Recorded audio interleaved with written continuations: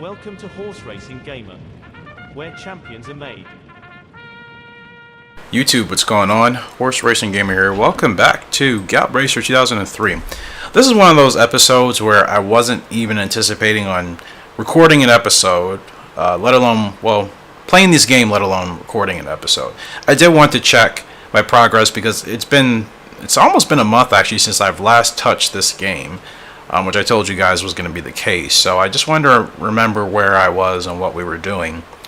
And the plan of not anticipating on recording Gallop Racer turned into the plan of recording Gallop Racer. So just as a refresher, we'll go to the pasture first, and then we'll show you guys the three horses we're working with, which you guys should know. So, foals. We have Monsters Legend back here from Vivid Legend out of Big Monster. This horse only has 3-star potential, which I'm a little bit concerned about. Then again, Vivid Legend growth type. Sometimes I don't know if that plays a key into it or not. Like, I can't remember if our previous foals like eventually got to 5 stars before they hit the track, or if they were all like 3 and 4 stars, or maybe 4 stars on average. And if that has anything to do with the growth type, then maybe, but that's not something I know. I mean, it's really not a big deal. Like, at the end of the day, like, I just need to perform with them on track. But the toughness and discipline is good, so I do like that. And it could be a late growth spurt. I noticed that with my foals in 2004, where if they did have a late growth spurt, their potential would take longer to show 4 or let's say 5 stars between when they were born and when they were 2 years old.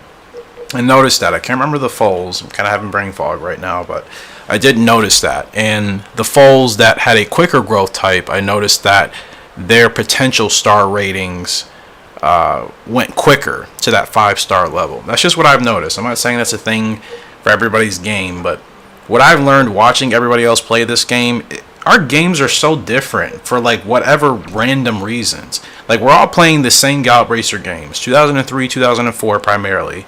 But like, things happen differently in each of our games that some of us don't experience. It's like the weirdest thing.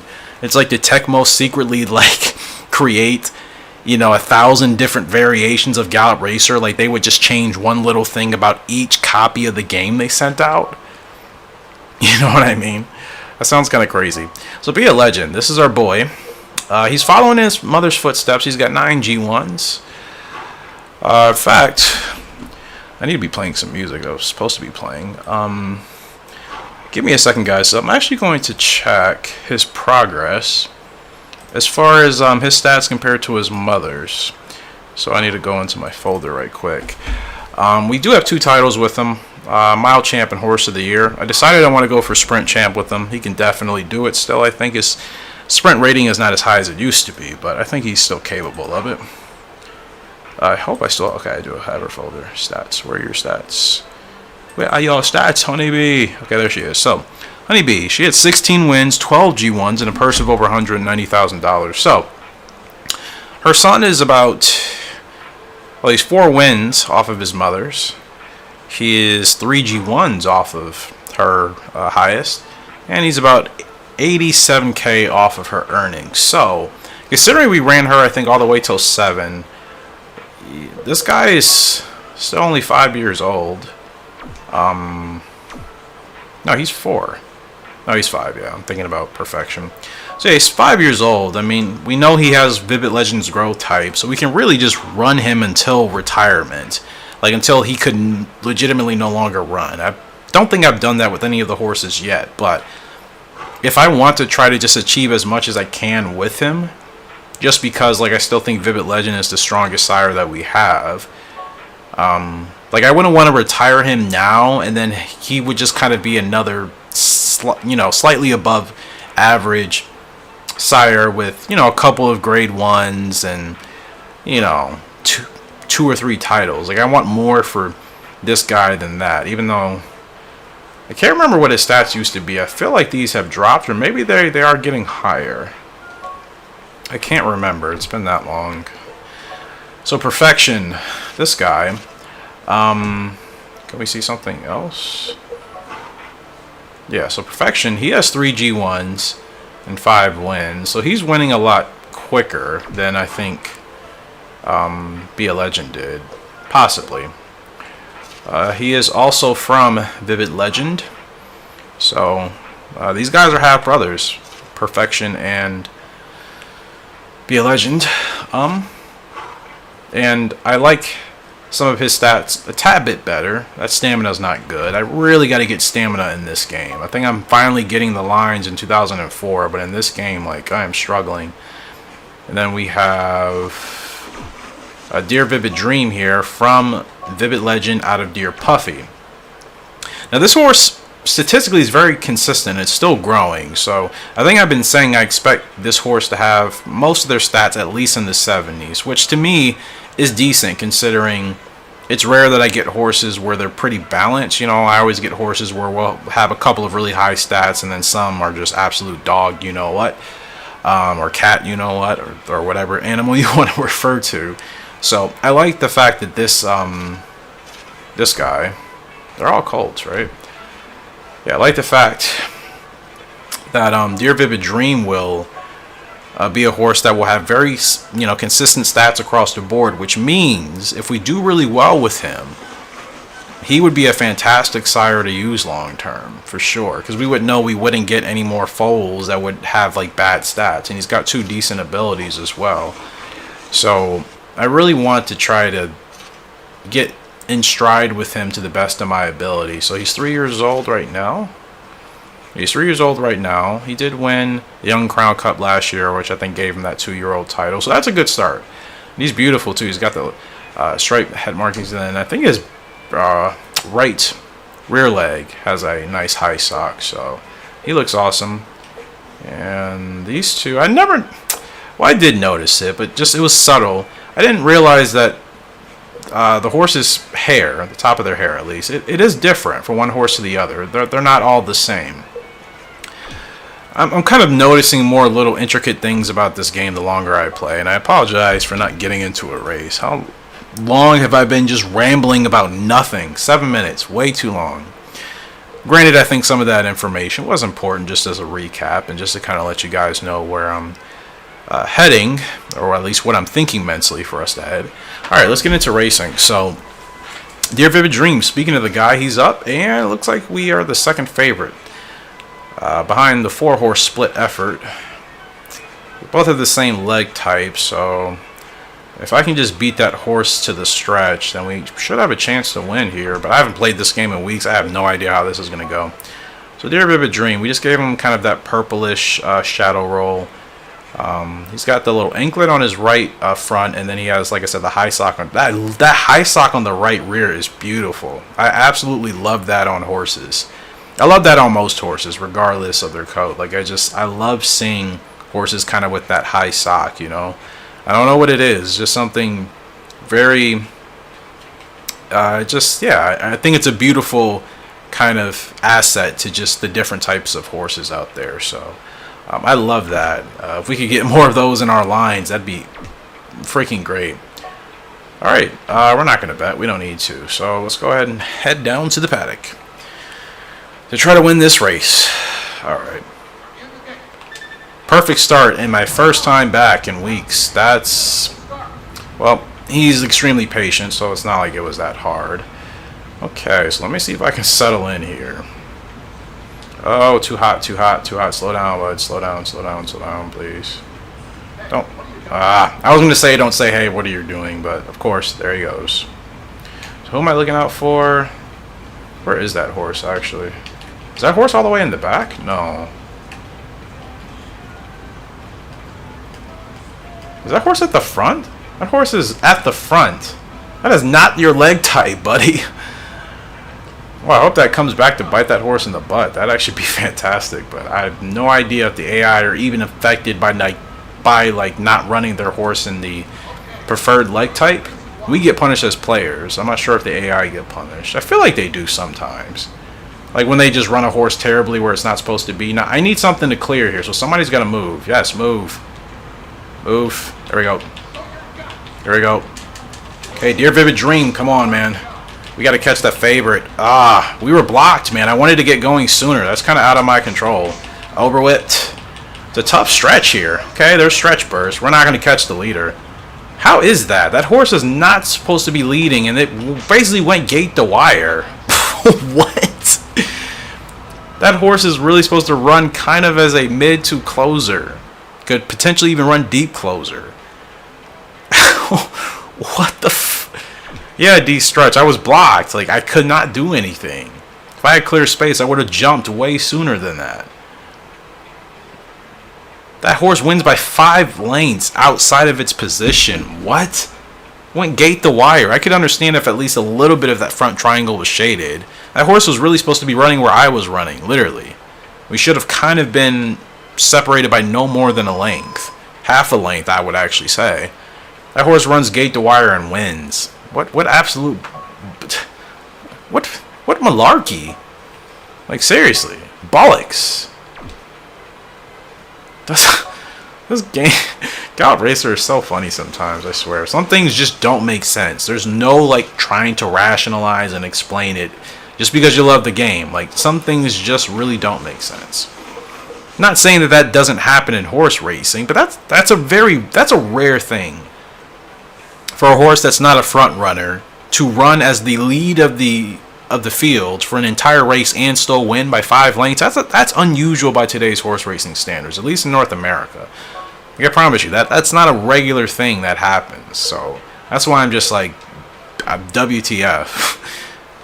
Like, how did that horse win by so much outside of its preferred position? Like, I feel like that was a one-off type of victory. Like, I don't think that horse could do that again in the same circumstances. I really don't. But anyways, whatever. It's over with, and we're on to the next one with the legend himself. Be a legend. Deep closer. We're going to have a couple other people keeping us company. I could care less. I will be the deepest of the closers. We're not the favorite, but it's actually a really tight field. And this is the February Stakes. Oh, I did say I was going for that title. Or, yeah, I think I'm going for the all-rounder title. I still haven't won a dirt race with him yet. I'm pretty sure. I don't think I kept track in my notes. But, did I really just open this up on 2 different screens? Oh my goodness, yes I did. Opened my music tab up on 2 different windows, and I have no idea why. Every year, win at least 1 G1 every year. I have that in my notes for him, but I don't know if he's won that. Oh, you know what? This might count for all-rounder, I think. Let me double check here. Because he does have wins at 7, 8, 9.2. So let's see. So 7 check, 8 check, or 9. Okay, no. He needs... Never mind. He still needs a win at 12 furlongs, which he doesn't have the distance for that. So, why did I put him in this race? What am I trying to achieve? What title can I get with a dirt win with him? I can't get all-rounder because we need 12 furlongs. Dirt champ wouldn't make any sense. I don't think he's won on the dirt, has he? Maybe he has. Yeah, I wonder why I put him in this race. I mean, just to get... I guess just to give him a G1 and see how he runs on the dirt? This guy's not a dirt horse, right? No, he can't be. Most of our wins have been on the turf. I just wonder, like, why I put him in this race if, like, there was no title or anything I could achieve. I'm assuming I probably just put him in this race just because I wanted to see how he would do. You know, in a G1 dirt race. I feel like I've obviously put him in one before. He's not a dirt horse, right? No. One race he ran is like the Fleet S, and I know that's a turf race. So yeah, just Eric doing nonsensible things in Gallop Racer, which I'm sure to some of you is probably like an every episode thing. Like, oh yeah, it's just Eric doing things that doesn't make sense. I'm sure some of you believe that.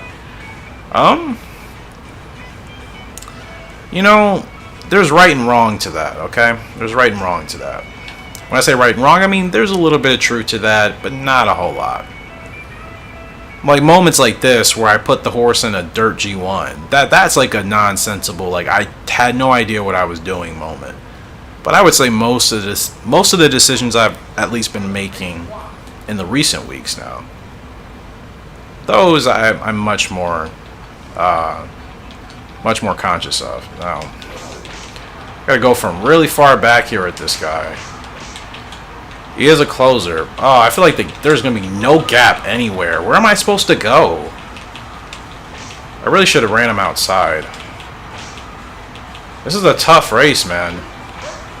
Not getting that speed up there. I mean, we're only catching up because these horses are tiring out. It's nothing on merit, really.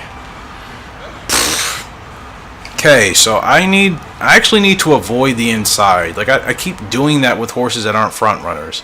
I always do that when I get back into Gallop Racer. Yeah, that was an easy win, actually, if I would have taken that more seriously. But yeah, I feel like I've made a routine habit of, like, forgetting to not run my closers, basically, to the inside. Especially since we have to work with traffic. Like, yes, I may have to take a longer outside trip, but I can get going sooner and then have a nice run off of turn 4, basically, into the stretch. But, like, none of these horses... I mean, these horses have my preferred leg type. I'm just forgetting I shouldn't be running them at the front. Like, Perfection, which I haven't raced on yet, he can run probably on the rail, closer towards the front. I can keep him right behind the leader, whoever that is. And Dear Vivid Dream and Vivid Legend need to be, like, at the back and preferably not to the rail. If I'm going to keep them to the rail, I got to move them out and make sure I have space to do so. Alright, let's go for, Universal... Okay, yeah, his dirt rating is... He's not a dirt horse. That's what I thought. I'm probably just going to save him for that Royal Cup. I don't see any point to put him, like, in a Grade 2... or anything else. Let's just put him in the Royal Cup, because we'll need that for the sprint title anyway, so we'll get you geared up for that, bud. Next up is Perfection. Speaking of him, see how he does. So it's all the boys now. We had a couple of years of the gals dominating. So Perfection, we are the favorite. Okay, just got to run him towards the front, and whoever the leader is going to be, a couple of horses. Lost Saints in this field. It's going to be tough, 10 horse. I don't run against Lost Saints a lot outside of Gallop Racer 2000, so I'm really happy he's here. So I see the tack we gave him, yeah.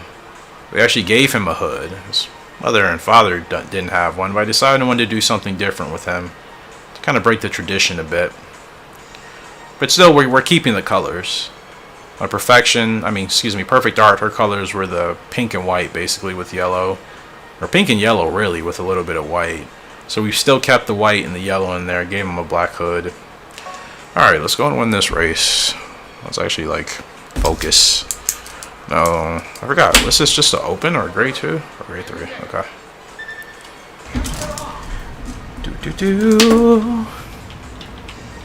Okay, it's a sprint, so I gotta make sure I hustle him to the front, but not too hard. But not too slow either. I dropped him way too much. That's my fault. Gosh darn it. My bad. My bad. Ugh. I had him going to the front. I actually tapped to slow him down when I shouldn't have, really. I got a little bit worried that it was going to be too much for him. It's kind of a blown opportunity, but he still has plenty of stamina, actually. Okay, let's see how he digs in here. Come on, Perfection. I got to see some fight from you. So that's Lost Saint we're trying to catch. Ah, overwhipped. Overwhipped. I'm just double tapping, but I think he's going to catch Lost Saint. Come on, dig in. Dig in. Dig in. Nope, Lost Saint's going to hold on. That's my fault. What a botched effort. Ah, that's a shame. That's my fault again. That's what happens when I don't play these games in a couple of weeks. It's rare. I know we recently had an episode where I hopped right into it after having not played for months, and I was fine. Yeah, I'm tapping. I just need to, like, just slow down. Yeah, terrible stretch. Feel was not good. Feel messed me up. I just should have kept him going towards the front. Then I could have slowed him down just a bit. But I slowed him down before I even really got to the front, because I thought he was going to go too fast.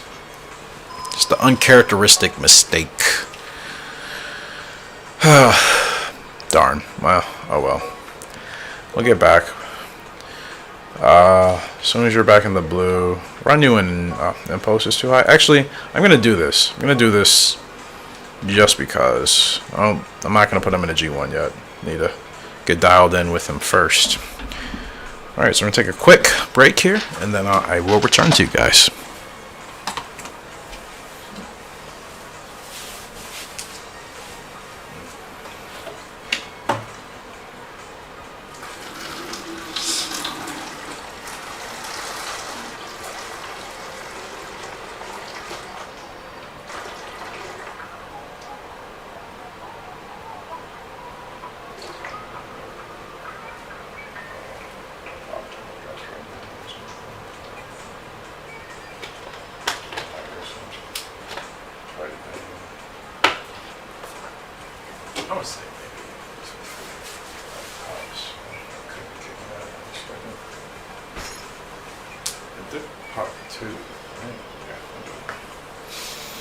Yep. So this should be kicking in pretty soon, actually. Alright. Actually, what I need to do is check the shop, because I'm still kind of... there's never anything good here. I know I still need to improve by winning.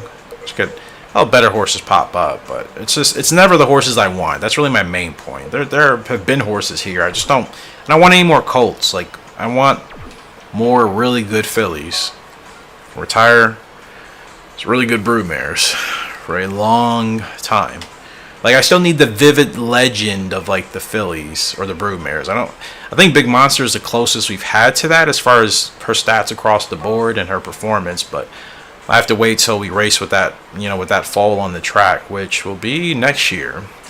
So it's still quite a way off. So if I could see a really good filly in there I've used before, that'd be worth it. Dear Vivid Dream, we are the favorite here in this grade 3.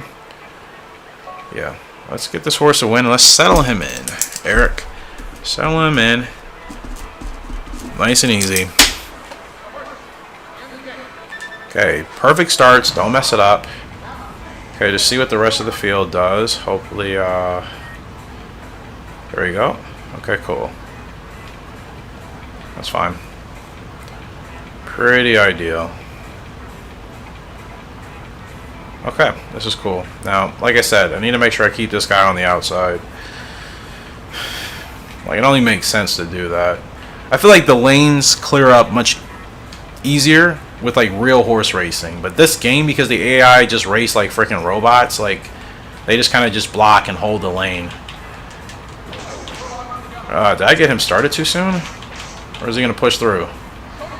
Oh, he's pushing through. Okay, nice run down, Dear Vivid Dream. Nice run. Good stretch burst. Alright, we'll take that. Good stuff. I mean, we were supposed to win anyways, but that's a good run. I probably could have won by a lot more if I actually started earlier, to be honest, because he still had quite a bit of stamina, but that's a good run, man. See that right high sock from a mile away. That's a thing of beauty, man. Good win. It's a good grade 3 win. It's a really good grade 3 win. I mean, how horse racing works in America, if a horse wins a grade 3 here in America by 5 lengths like that, I mean, people are going over the hills and like, put this horse in the next whatever grade 1, and that's usually what happens more than like, I don't know what the number would be, but it definitely happens more than half the time, for sure. I pay attention to a lot of horses that win like the lower graded stakes races, like grade 3s and grade 2s. Most of those horses eventually end up running in several grade 1s. Like, it's rare here to just find a horse that an owner will strictly just put in grade 3s. So, like I said, those type of wins, I know they're not a big deal here in the game because, like, I guess it's much easier to get those. But in the real horse racing world, like, a win like that by that margin, by that length, yeah, they're like, what is this song? Delta Topco Bambino. I've listened to this playlist more times than I can count, and I do not remember that song at all. That sounded absolutely bonkers. So we're just going to go ahead and switch the playlist here. So Dear Vivid Dream gets his 3rd win out of 8 starts. So yeah, his stats are still improving, so I need to be very consistent with him. Good thing is I know he has a long road type, so I think he's a horse I kind of need to just throw into the grade 1s early. Oh, he's a turf horse. We can run him in the second cup. I think he has the stamina. I mean, I think he has the stats to handle that. Like, he doesn't have any bad stats, really. His lowest stat is his health at 50. Outside of that, everything else is pretty consistent. Like, nothing is bad. So, I think he's actually a pretty strong horse. Yeah, I'm excited to work with Dear Vivid Dream more. Like I said, I love that right high sock, so I'm hoping he'll turn out to be a really strong sire for us. So breeding next month. I haven't really thought about it, but I'm gonna continue to use Vivid Legend. I don't really see any point of using Crimson Art. I think I already used Crimson Art in Big Monster last year, which that fall will be born, I think, next month. But I don't know who to breed. I don't want to do inbreeding in any of my games, so I don't want to do that. So it doesn't leave us with a lot of options. Could do Crimson Art and Scabbard again to see if we could get a better... Oh, look how much weight we're carrying, and we're still the favorite. That's crazy. We are carrying an extra 34 pounds, and I don't know what the conversion for that is, I guess in kilos, but you guys can just punch it into a calculator if you need to. Or just do it off the top of your head. It's a lot of weight. It's a lot of extra weight we're carrying. Like, my gosh. It's like a third of everybody else's weight just added on to us. It's or at least a quarter. Like, that's insane. Alright, perfection. I need to do better. I messed up your last race. Try not to do that again here.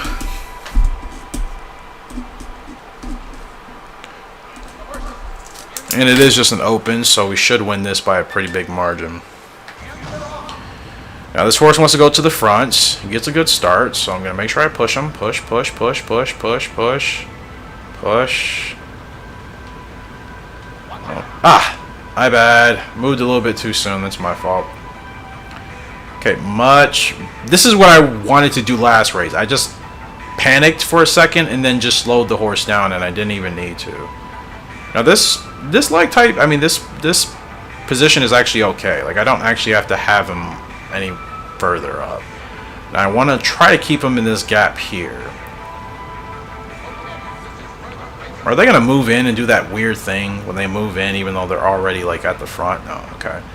I don't like how they're scattered right now, man. This is not a nice lane. Like, are you gonna swing? Oh my goodness, there's the blockage. Okay, perfection, let's roll, baby. Come on.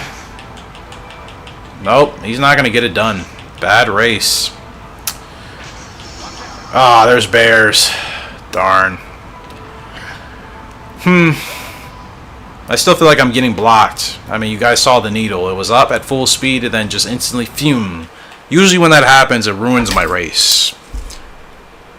But what, was I supposed to run him 8 wide on the outside to make that work? They didn't even give me a bad stretch rating. Like, that's unusual. Like, could that have been a better decision in that particular race to just have ran him 8 wide so I didn't have to worry about getting blocked? It's like nothing. A lane didn't clear. It really didn't. Like, I don't want to keep putting myself in those situations. I'm trying to be hopeful and optimistic, but like it's such a foolish thing to do because it just doesn't work in this game. I get blocked a lot. Oh, perfection. What are we gonna do with you? What are your stats? He's won 3 grade 1s though. Only 5 wins. I mean, out of 17 meets. Granted, he's still only 4 years old. He's pretty young considering Vivid Legend's growth type. So, yeah, I mean, 2 races I was blocked, honestly. Like, both of those are more so my fault. Not the horse. I was blocked both. I mean, the only races I can run in, I don't really want to do 10 furlongs with him. He's a sprinter. He only runs 6 to 8. And his stamina is not good for anything above that. So, yeah. El Bama. Just going to have to really be mindful about just giving him the outside trip. You know? And the thing is, I do need to run him in a good spot closer to the front, but not to a point where he's burning too much stamina. Be a Legends up in the Royal Cup. We should be the favorite, and we are. I'm not worried about a single horse in this field. I don't think any of these horses... Well, Sudden Crush could pose a threat. Global Resort, maybe. Master Shadow, I mean... I'm not threatened by that horse. Alright, so... Let's make sure we keep this guy in the right place on the outside, eh? Like I said, I don't know why I've been abandoning that. But... it's not working. It's not working, and I gotta, like, be better about... obviously, you know, acting on that. It's a good start here for Be a Legend. Not that it matters, because we're just going to fall back anyways. I don't want to fall that far back, but this is okay. Could run him a little bit closer towards the front if I wanted as well. Okay, they're working kind of hard up there, so... yeah. It was a good start, and then we fell back much further than I wanted to. So, I'm going to get him on the move now. Okay, here we go. Nice run on the outside. Don't block me. Oh my goodness. That almost ruined us. I just got out of the way of that in time. Okay, Be a Legend. Come on, bro. Oh, roll. Look at Be a Legend. There's the speed of the closer. There's Honeybee's son. Absolutely putting in the burners, man. Putting on the burners, I should say. I'm not going to lie, guys. I was actually quite nervous that was going to end badly. I got, like... partially blocked. Without getting partially blocked, we're winning that by a double or triple the lanes. A G1 win is a G1 win, though. So I'm not complaining, and that's at 6 furlongs, and that gives them one step closer to that sprint champ. Let's go, baby. Alright, Be a Legend. That's a good win. It's a very good grade 1 win. I'll take it. Hard earned.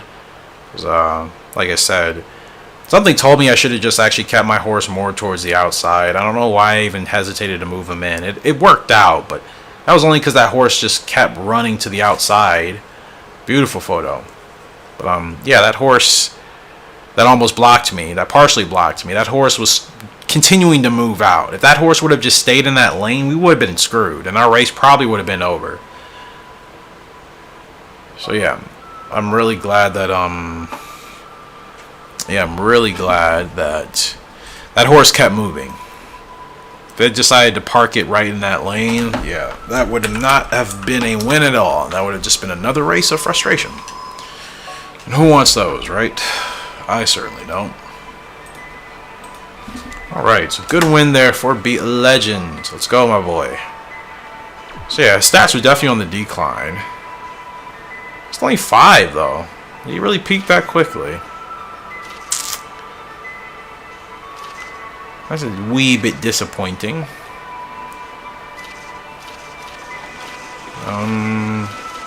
Can run him in the St. S in Paris. Ah, it's 10.5 though. Actually, I like that you can scratch your horse in this game. That's one thing I don't like about 2004. Like, why can we no longer scratch our horses from a race? Like, I get it if they're trying to keep it in there for realism, but you've had it in the beginning of the game since Gallop Racer 3 that you can scratch your horse from races. So, like, why all of a sudden do they decide to take that out? Doesn't make any sense to me. He needs a couple more wins under 7, I think, right? Yeah, 7 and under. There's not a whole lot available. Spring Mile, not going to run him in that again. Yeah, when are the other sprints? Okay, Summer Sprint. I wonder how competitive he could be in the GWS. Since he's on the decline, I think it'd be hard to win it, but there's only a couple more 6 furlong races. They're not until way in the future, a couple months in advance, so I guess, yeah, this Fleet S is going to be the best race, I think. Anything? Oh, there is a Pluto S. We could save him for that. Seems like quite a bit off, doesn't it? And yeah, why would I put him in another 9.2? We wouldn't get anything for that, so I'm actually just going to save him for the Pluto. Yeah, that should be pretty cool. Alright. So a quick save. So faint progress is probably one of those episodes I will record, obviously, in several parts, which means I'll play a little bit tonight, then I'll play some more tomorrow, or whenever I wake up and record again. That's really all I do. Sometimes with some of these episodes, I just obviously record them in parts. Alright, so I'm gonna take a break. I'm actually pretty hungry here. I haven't really eaten yet. So yeah, I will be back with you guys, and we'll continue to roll on. Actually, hold on. Let's check out the... I don't know who I'm using for breeding, but like I said, I'll figure it out. Alright, and this should be Big Monster, or Vivid Legend, and no, Crimson Art and Crimson Art and Deer Puffy. I'm pretty sure. In fact, let me check my spreadsheet here. Yeah, No, I did Vivid Legend and Big Monster again. Okay, actually in my notes, that's what I have. Names. Alright, we're going to go with... Somebody just joined the channel recently, and they gave some awesome names. A lot of you guys gave awesome names. I think I added them to your spreadsheets. Lilybug95.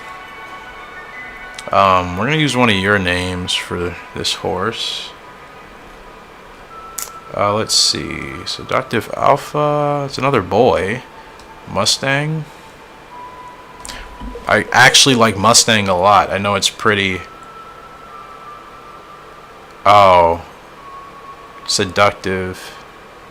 I think I see what you did with the word. I see seductive, then I see alpha / beast / Mustang. Okay, so it means like seductive alpha or seductive beast or seductive Mustang. I really like the name Mustang by itself, even though it's extremely generic, but I don't know, I like something about it. Love on Fire, Tidal Wave, Making Waves, Calypso, Fair Lady Z, Chicken Blonde. Could Seductive Mustang even fit?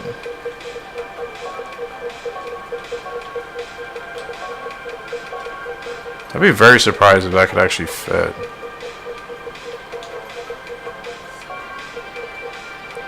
No, USTA. Literally just one letter off. That's insane. Or no, wait. It would fit. No, it won't. Yeah, I was right. Wow. Actually, I have an idea. Let's combine these two words. Lilybug, if you're watching. We're going to do Alpha Mustang.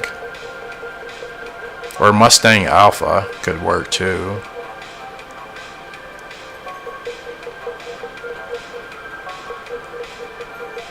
Actually, I like Mustang Alpha.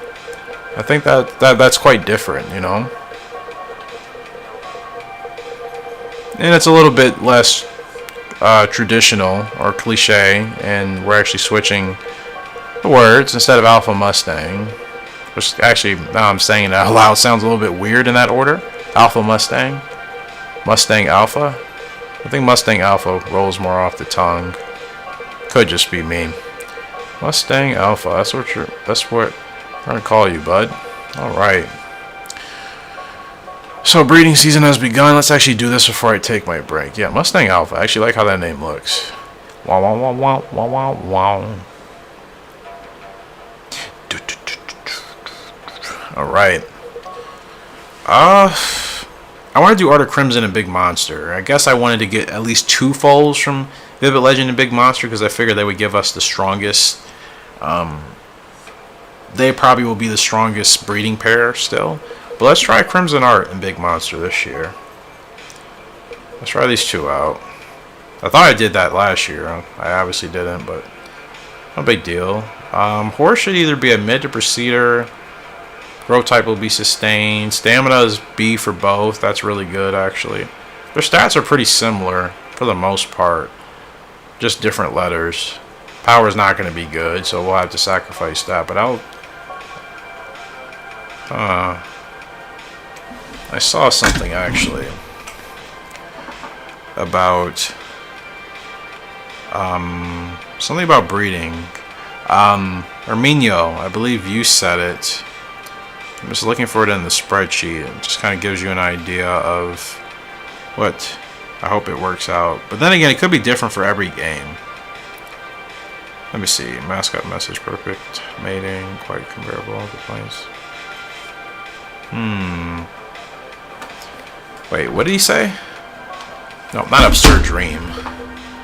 No disrespect to Absurd Dream, but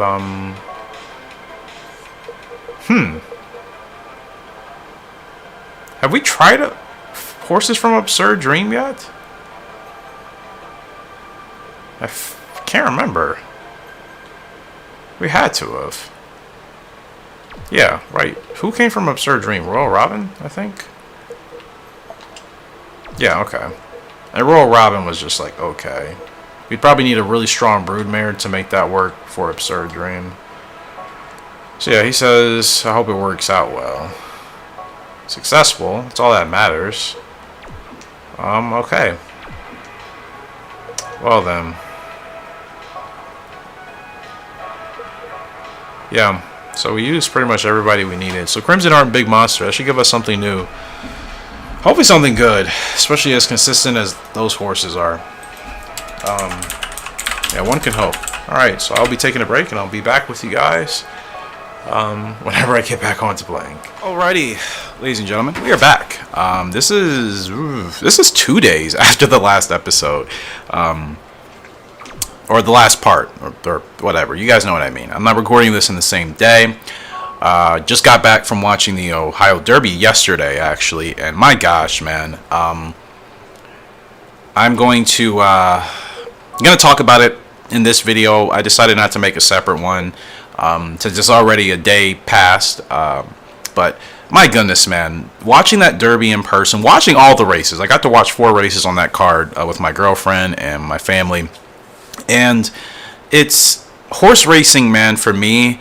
I understand some people that maybe are in the business don't look at it this way because maybe you're just used to it, or maybe it's just kind of a desensitizing type of thing where you're around it so much you just don't look at it the same. But I mean, I've watched probably over 1,000 races in my lifetime. I have to say that. My dad and my grandfather were taking me to the track since I was 3 years old. I can't remember much from that age, but at least when I was 6, I can remember so many races, so many different races I've gone to see. And I never get tired watching the horses run, man. And I tell you guys know on this channel, like, the horses I like to see run the most, I would say, in person, especially the fastest ones, are the fillies and the mares. The Lady Jacqueline Stakes happens right before the Derby, and those girls were flying, man. Obviously, them being able to carry a little bit less weight since they're not as big as the boys obviously helps them travel a lot further. Just when you're talking about just physics in general, obviously carrying more weight, more speed, everybody knows that. Watching them run in person, it never gets old. It never gets old. There was like 3 other people in the crowd around me saying the same thing. None of us knew each other, but I heard 3 other people say, like, oh, look at those girls run. And it never gets old. It's why I love horse racing so much. I love seeing the horses run. They're so majestic, and when they're taken care of properly, it's such a beautiful thing. It never gets old to me. It was an awesome race. Seeing Kentucky Derby horses live and in person, I know some people, depending on, obviously we all live in different places of the world. So some of us, or some of you, may not be in a position right now to see horses that have ran in the Kentucky Derby run. And of course, I know there are great horses all over the world. Horses, obviously, throughout Europe, Asia, Australia. But seeing Kentucky Derby horses run in person, man, it's such a special feeling that's hard for me to describe. Seeing Tawnyport, White Barrio, Classic Causeway. I mean, those horses were flying. I think they ran the opening quarter in like a low to mid 22. Maybe it was 22.5 or 22.8. I mean, they were rolling, man. And it's such a difference. If you're watching a stakes race, like even a Grade 3 Ohio Derby, you watch the horses in that race compared to the previous races, there's a clear difference in speed and strength, All horses, to me, are fast in some way. Whether or not they want to run is up to them. But all horses are fast. But seeing Kentucky Derby caliber horses run, It's so special, man. It never gets old. It never gets old for me. And that's what I love about horse racing. Whether I win, if I place a wager, is not the point. I only bet on one race, and that was the Ohio Derby. I watched the other 3 without betting on a single horse, just because I love to watch them run. And that's why horse racing is so special to me. And that's how I like to play this game.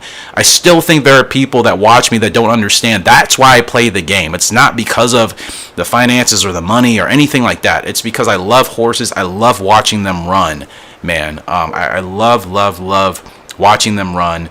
They're magnificent creatures. You're talking about an 1,000-pound animal that's able to run, at the speed of, a car going down, a regular, city street or whatever your speed limits are. Obviously, it's going to vary, but for the most part, at least if you're in the States, most speed limits in most places going through residential, or not residential, but like, business districts is 35 miles an hour. I'm not sure what the conversion is in kilometers, but like I said, your regular speed limit down a regular kind of business district. The fact that an animal can run that fast and can keep that speed for over a mile. I think my recording cut off. Unfortunately, nothing has happened. I've just been talking the whole time, so I probably just put up a graphic or something. But we're here now. And I actually need to do a sync test, so let me pause. Yeah, I don't know why that happened. Cannot wait till I get a new capture software. I really can't. I'm getting there closer. Priorities take precedent in life over video games, so. Alright, let's see. 5, 4, 3, 2, 1, go. Alright. I do that just to make sure it's synced. I like to use the audio levels. The visible audio levels I can see when I'm editing my videos to make sure that the commentary and everything is synced up. So, yeah, that's really weird. I didn't even notice that my capture, my recording stopped, and I don't know why it stopped. Like it just happens randomly. I don't really have any indicator that's going to stop. But I mean, it's no different than any other program. Sometimes they just don't work. It's rare if it happens. This particular thing, like I said, it's old. I've been using this thing for years. But yeah, sometimes they just stop and there's really no indication why. But yeah, like I said, man, I love watching the horses run. It's such a great thing to witness in person. You know what I mean? So that's always my biggest thing for horse racing, and that's again why I try to explain in my videos with my gameplays. People don't understand that is what I like about horse racing. That's why I play my games differently. I love seeing the horses run and do the best that they can do. I think some people just, they don't have that connection to it, so they don't look at it that way. You know what I mean? Okay, Dear Vivid Dream. I don't like how this is looking up there. Do I have any space to go? Late start though. Late start, bad position. Kind of got distracted with my capture software going off, but it's fine. I wonder why I put this guy in this race anyways. Like, was there really a point? I mean, that race was chalked from the start. I was not really zoned in. And it's fine. Happy runner sets the record. Wow. Yeah, bad stretch, but like I said, positioning wasn't good. There wasn't a lane for us anyways. I think that was going to be difficult regardless. Certainly, if I would have been paying more attention and just more in the zone, but yeah, I'm just kind of just taking things, We could have gotten points for that though. I forgot that was a GWS race.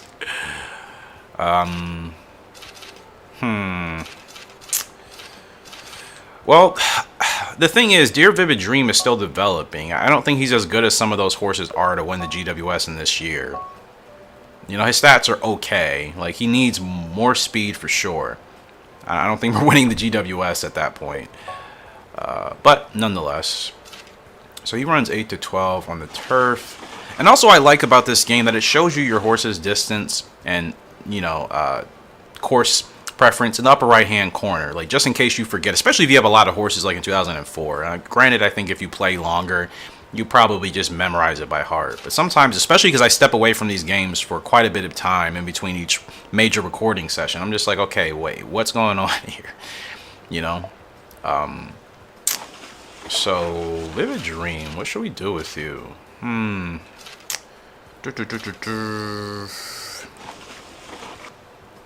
Golden Derby, 12 furlongs. Oh, let's try it out. Need to pay attention in that race for sure. So he's got 9 starts, 3 wins, and 1 G1. I mean, in realistic horse racing terms, that's not terrible. You know, like I said, winning grade 1s should be treated as a bigger thing in this game because that does not happen regularly in horse racing. Every horse that touches the track doesn't win a grade 1, you know. It's quite the opposite. So that's why I like to take these things seriously, because I'm like, at least here in the States, here in North America, I would say North America as a continent. I'm not even going to say just the States. Canada is the same way.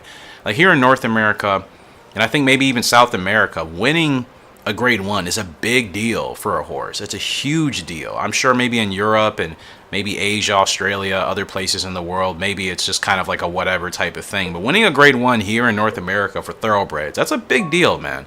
So I like to take those things seriously in this game. Even winning grade 3s again is a big deal. I mean, guys, the crowd for a grade 3 Ohio Derby, it was sold out. It was standing room only. Like there was space to stand a little bit, but I mean, you had somebody pretty close to you. I mean, I don't know how many people were at that track, but it was a lot of people there. And everybody was having a good time. You know, everybody was cheering. You know, nobody seemed to try to, you know, disrupt the crowd. You know, that seems to happen more nowadays just because of the times. But everybody was just enjoying. People were just happy to watch the horses run. I could tell, you know, even after each race, you know, people were clapping for the winner. These people, I could tell, they probably weren't even betting or wagering. They were just happy just to see the horses running, the jockey, the connections, everything. It was such an awesome day, man. And I just wish there were more days like that with everything in the world. You know, with just people were from all different backgrounds, nationalities, ethnicities can get together, enjoy horse racing, and have a good time. Like, that's how it should be. There shouldn't be anything else involved. But perfection is up here. And the grade 2 conditions are not the greatest here today, but we're the favorite. Well, second favorite behind Lost Saint, who's going to be tough to beat. Now, perfection, what's his ability? Bears and closer. So we need to be overtaking horses around the final turn, that's for sure. Yeah, perfection again from Vivid Legend out of Perfect Art, just in case anybody forgot. That's our boy. Okay, let's get this win. Lost Saint's gonna be a tough horse to beat, but I think we can do it. I think we can do it. Come on, get to the front, bud, get to the front. Yep. Alright, very good. Where is Lost Saint? Okay. What number is Lost Saint? I don't even remember, to be honest. Okay, 13. We're literally right behind Lost Saint. Perfection. This guy only has 58 stamina, so the fact that he has the ability Bears is really not good. It's kind of outside my control, you know? Nothing I can really do about that.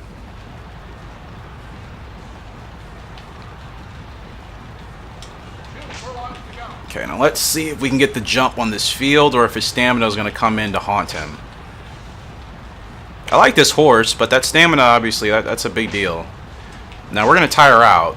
Are we going to have enough to hold on and beat Lost Saint? Wow, we are. There's Bears, but it's enough to get the win. Let's go, baby. All right. Been meaning to record these races. Let's see. Who do? We haven't raced on Be a Legend yet. It's been a while. So I think we did Perfection. We did Dear Vivid Dream and another Perfection race here. So that one, I mean, we didn't really do. I think we finished Dear Vivid Dream. We didn't finish well. I think that was like 9th or whatever. That was in a grade 1. Perfection, we finished whatever that race was. I think 2nd. And then here for this. What was that? That was just a grade 2. Good grade 2 win there for Perfection. We beat Lost Saint. I was a little bit hesitant. I said it when we were in the gates. I'm like, I don't know if we can beat Lost Saint. But we actually got the start and we held on. And Lost Saint apparently did not have an answer. So that's a good grade 2 win there for Perfection. It's a very good grade 2 win. We beat Lost Saint by a length and length of 3/4 actually. Yeah, wow, good stuff. I gotta be honest, I wasn't really thinking we were gonna beat Lost Saint, but keep forgetting, like even in this game in 2004, he's nothing like he is in 2000, like in Gallop Racer 1999, or 99, Gallop Racer 3, however you want to refer to it. Yeah, Lost Saint is the best in that game. Like 99, kind of like Frugal Lark. Like I don't care what anybody says. I think Frugal Lark, Lost Saints, those horses were at their best in the first Gallop Racer game, and they kind of got nerfed a little bit in the newer titles. So Perfection, that's a good win. We'll take it. So he's got 19 starts, 6 wins, 3 grade 1s. Still not exactly where I want him to be, and like I said, I still think the stamina can kind of be an issue at times. Fortunately, it didn't hurt us there.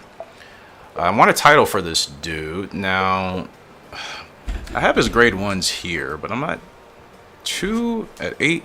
Okay, so I'm going for Mile Champ, apparently. I'm assuming. Oh, China Sprint as well, 5 furlongs. Okay, didn't realize we won the China Sprint with perfection. Wow, okay. So we can go for Mile Champ, we can go for Sprint Champ, possibly. I have 2 horses going for Sprint Champ. So Perfection, let's get you in another G1. I think we're ready. Spring Mile Cup, perfect. Let's go. So let's try to get him onto that title. I mean, like I said, I don't really want to use him for breeding because that stamina rating 58 is just too bad for me. His abilities are, Bears is not good, obviously. Closer, we don't really tap into that often. So, yeah, I mean, I guess I don't really know what I should even do with this guy, you know?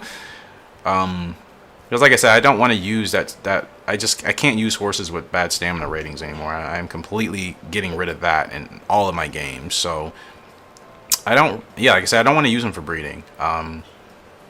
Especially since in this game you can only breed 1 horse. You can only breed for 1 foal each year compared to 2004. So I don't want to waste that with like another experimental thing, you know. Just don't think it's worth it. So yeah, it's weird when like you don't. I feel like for me, when I don't anticipate on using a horse for breeding, it's strange to keep racing with them sometimes because it's like, well, we know we're not really gonna do anything with them too much. Like a lot of the times we race in this game to get really good horses that we can breed with other really good horses. But when you have a horse that you don't really want to use for breeding, you know, I guess maybe some of the motivation is not there. But nonetheless, I do want to see just how well he can be until like I feel like it's time to retire him, you know. I just want to see if anything develops, if he ends up winning more than I think, or if he just kind of settles in to just be where he's at now, you know what I mean? He can probably win up to 10 grade 1s if I really push him for that. I don't think that's impossible. He's from Vivid Legend out of Perfect Art, but like I said, that stamina from Perfect Art really ruins things. Anyways, we're up in the Golden Derby. Dear Vivid Dream, better odds here today. Split Effort is the favorite. Well, no, Honest Bird is the favorite. Those are only 2 horses I'm worried about. We certainly have a chance to win if I run this right. We're not, I mean, we're the 3rd favorite. So, yeah, we're the 3rd favorite. Yeah, like I said, I definitely need to do very well, Dear Vivid Dream. Like, this horse has got to be the focus. His stats are still improving because he's still developing. Stretch Burst Dominator, so we just got to keep him in a good position. Make sure we save quite a bit of ground with him.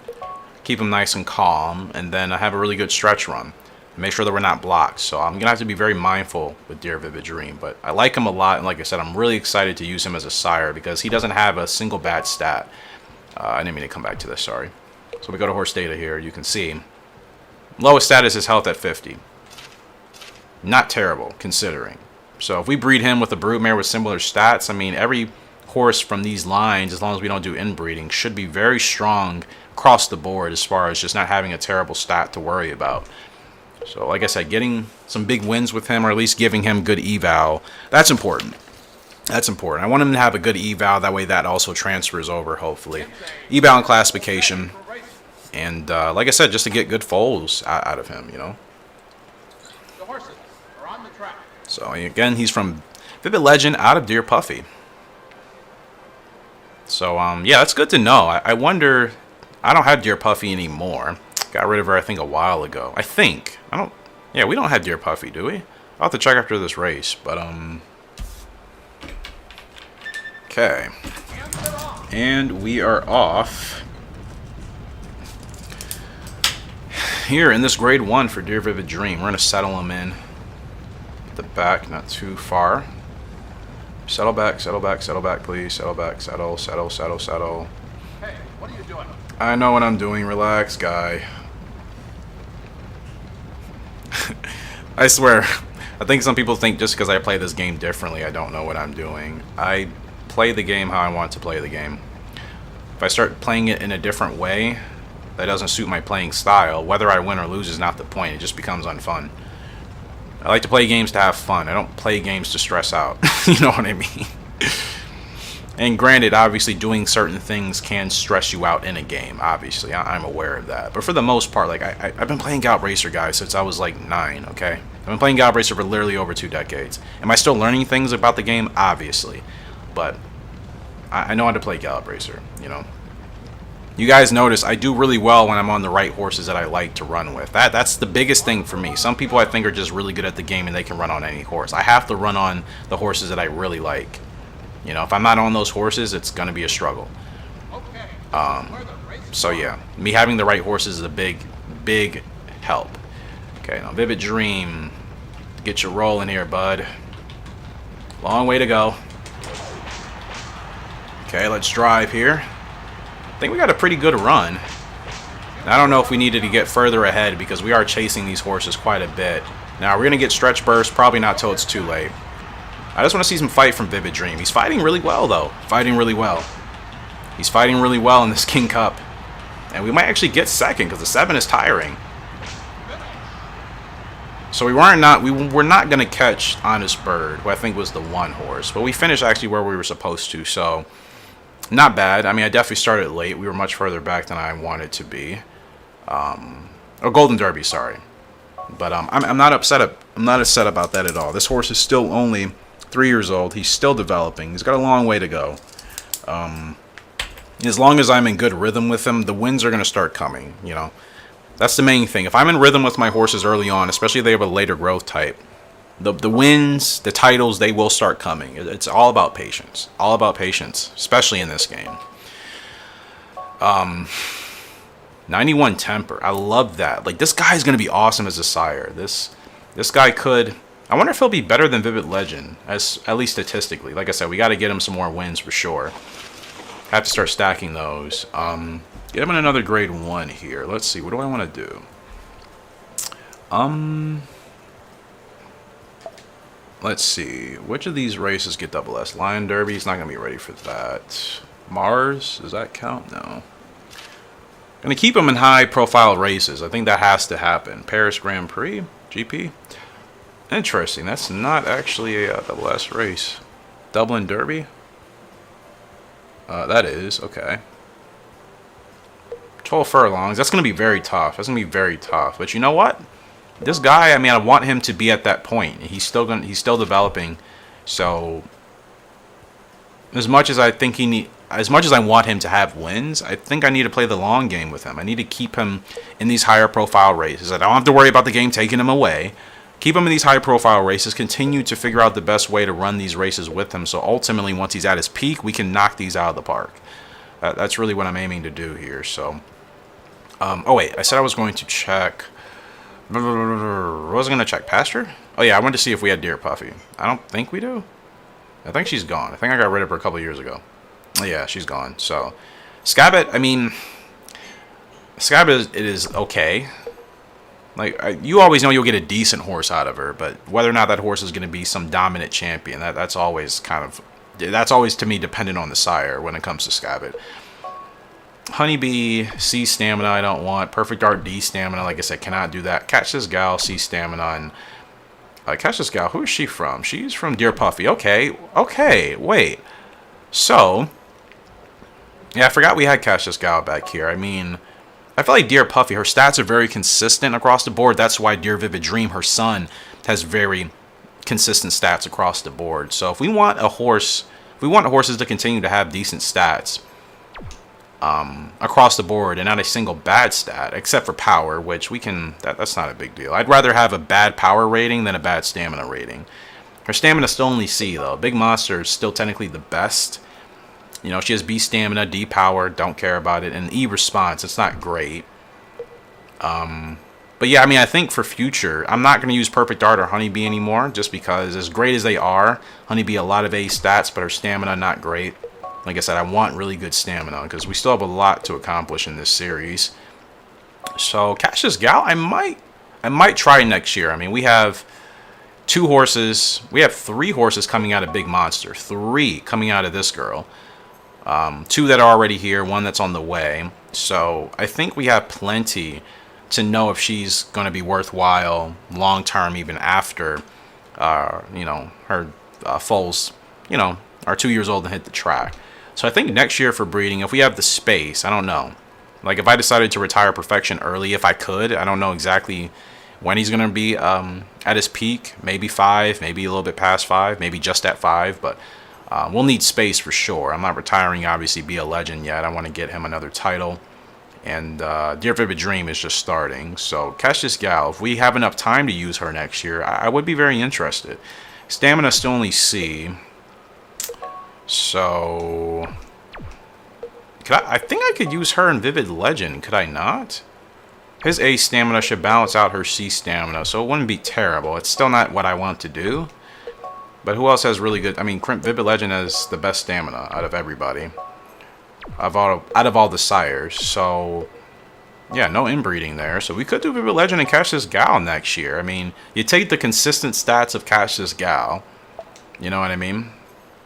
You breed that with Vivid Legend, who's been an awesome sire for us so far, really across the board. I mean, we could get a really amazing horse. I wonder why I never looked at breeding those 2. I know the stamina being C for her is not great, but again, like everything else would probably make it worthwhile, especially with Vivid Legend. I'm very, Yeah, I wonder why I didn't really think about doing that. Let's look at our 2 foals here. We have Monster's Legend, 5-star discipline, 5-star toughness. He's from Vivid Legend out of Big Monster, so that's awesome to see. 4-star finesse, 4-star potential. Yeah, this guy could be a monster. Literally, that's why I gave him the name Monster's Legend. Like, he could actually be a monster on the track. He's got the right height, the high stock on the right rear leg, so that's awesome. I love seeing horses with that. And then we have Mustang Alpha from Vivid Legend out of Big... So we did Vivid Legend and Big Monster twice. I mean, I think that was smart, because if we're going to get 2 great horses from them, they're both colts. Like, where are the girls at, man? We need to start getting some fillies. Yeah, think about it. The 3 horses we're racing with now currently are colts, and these guys are colts. I certainly hope Crimson Art and Big Monster's foal that will be born next year. I certainly hope that's a gal. Not that, you know, I don't dislike the colts, but, like, we need fillies, too. You know? We need fillies too. But at least we know we're going to continue to get good guys for now and good strong guys. And like I said, get another really good strong girl in there with good stamina. That's going to be awesome. So Mustang Alpha, excited for him as well. These 2 are brothers actually. So let's hope that they both are able to achieve the same level of success. And then I'll be able to replace Absurd Dream and Royal Robin with those 2 guys. All right. Let's keep rolling on, shall we, people? Wow. All right, Perfection is... Oh, no, this is Perfection. Be a Legend hasn't been up for a while, but I think I did say I was going to give him a layoff after his last race, which was in the beginning of this video, and that was the... that was the grade... no, it was a grade 1 where he ran 6 furlongs and won that. I can't remember what... Was that the Royal Cup? Probably was. It was the Royal Cup. Anyways, Spring Mile for Perfection. Not the favorite. Far Fog? Really? Like I said, I like Perfection. It's just like, I don't want to use that stamina for breeding. No way. And especially for a sire. So, yeah, I'm not going to breed him. Really. So, yeah, we're just going to have to continue to race with him. Just do as best as we can. I could just honestly make him... I could do what I did with... was it Free Aquarius? No. Was it Free Aquarius in Gallop Racer 2004? Like the filly that I just stuck her to just grade 2s? No, it wasn't her. It was somebody else. I'm blanking on the name. I don't know why I can't remember. It's not like I've played the game long ago. I just probably played almost a month ago, actually, at this point. But anyways, that girl. I could turn Perfection into that type of horse. Like, I mean, I don't know if putting him in grade 1s is worth it, like if I don't really plan on going far with him, you know, for breeding or titles. So maybe just sticking him to grade 2s. Wait, slow down, boys. Maybe sticking him to grade 2s might actually be the best thing to do with him. I'm not sure. Yeah, I don't really know what to do. It's not like we need money, really. You know what I mean? But I am interested in seeing what his eval classification would be if I just did grade 2 strictly with him in this game. I did it in Gallop Racer 2004, and I'd be curious to see what the results would be in this game, because like, what else am I going to use him for long term?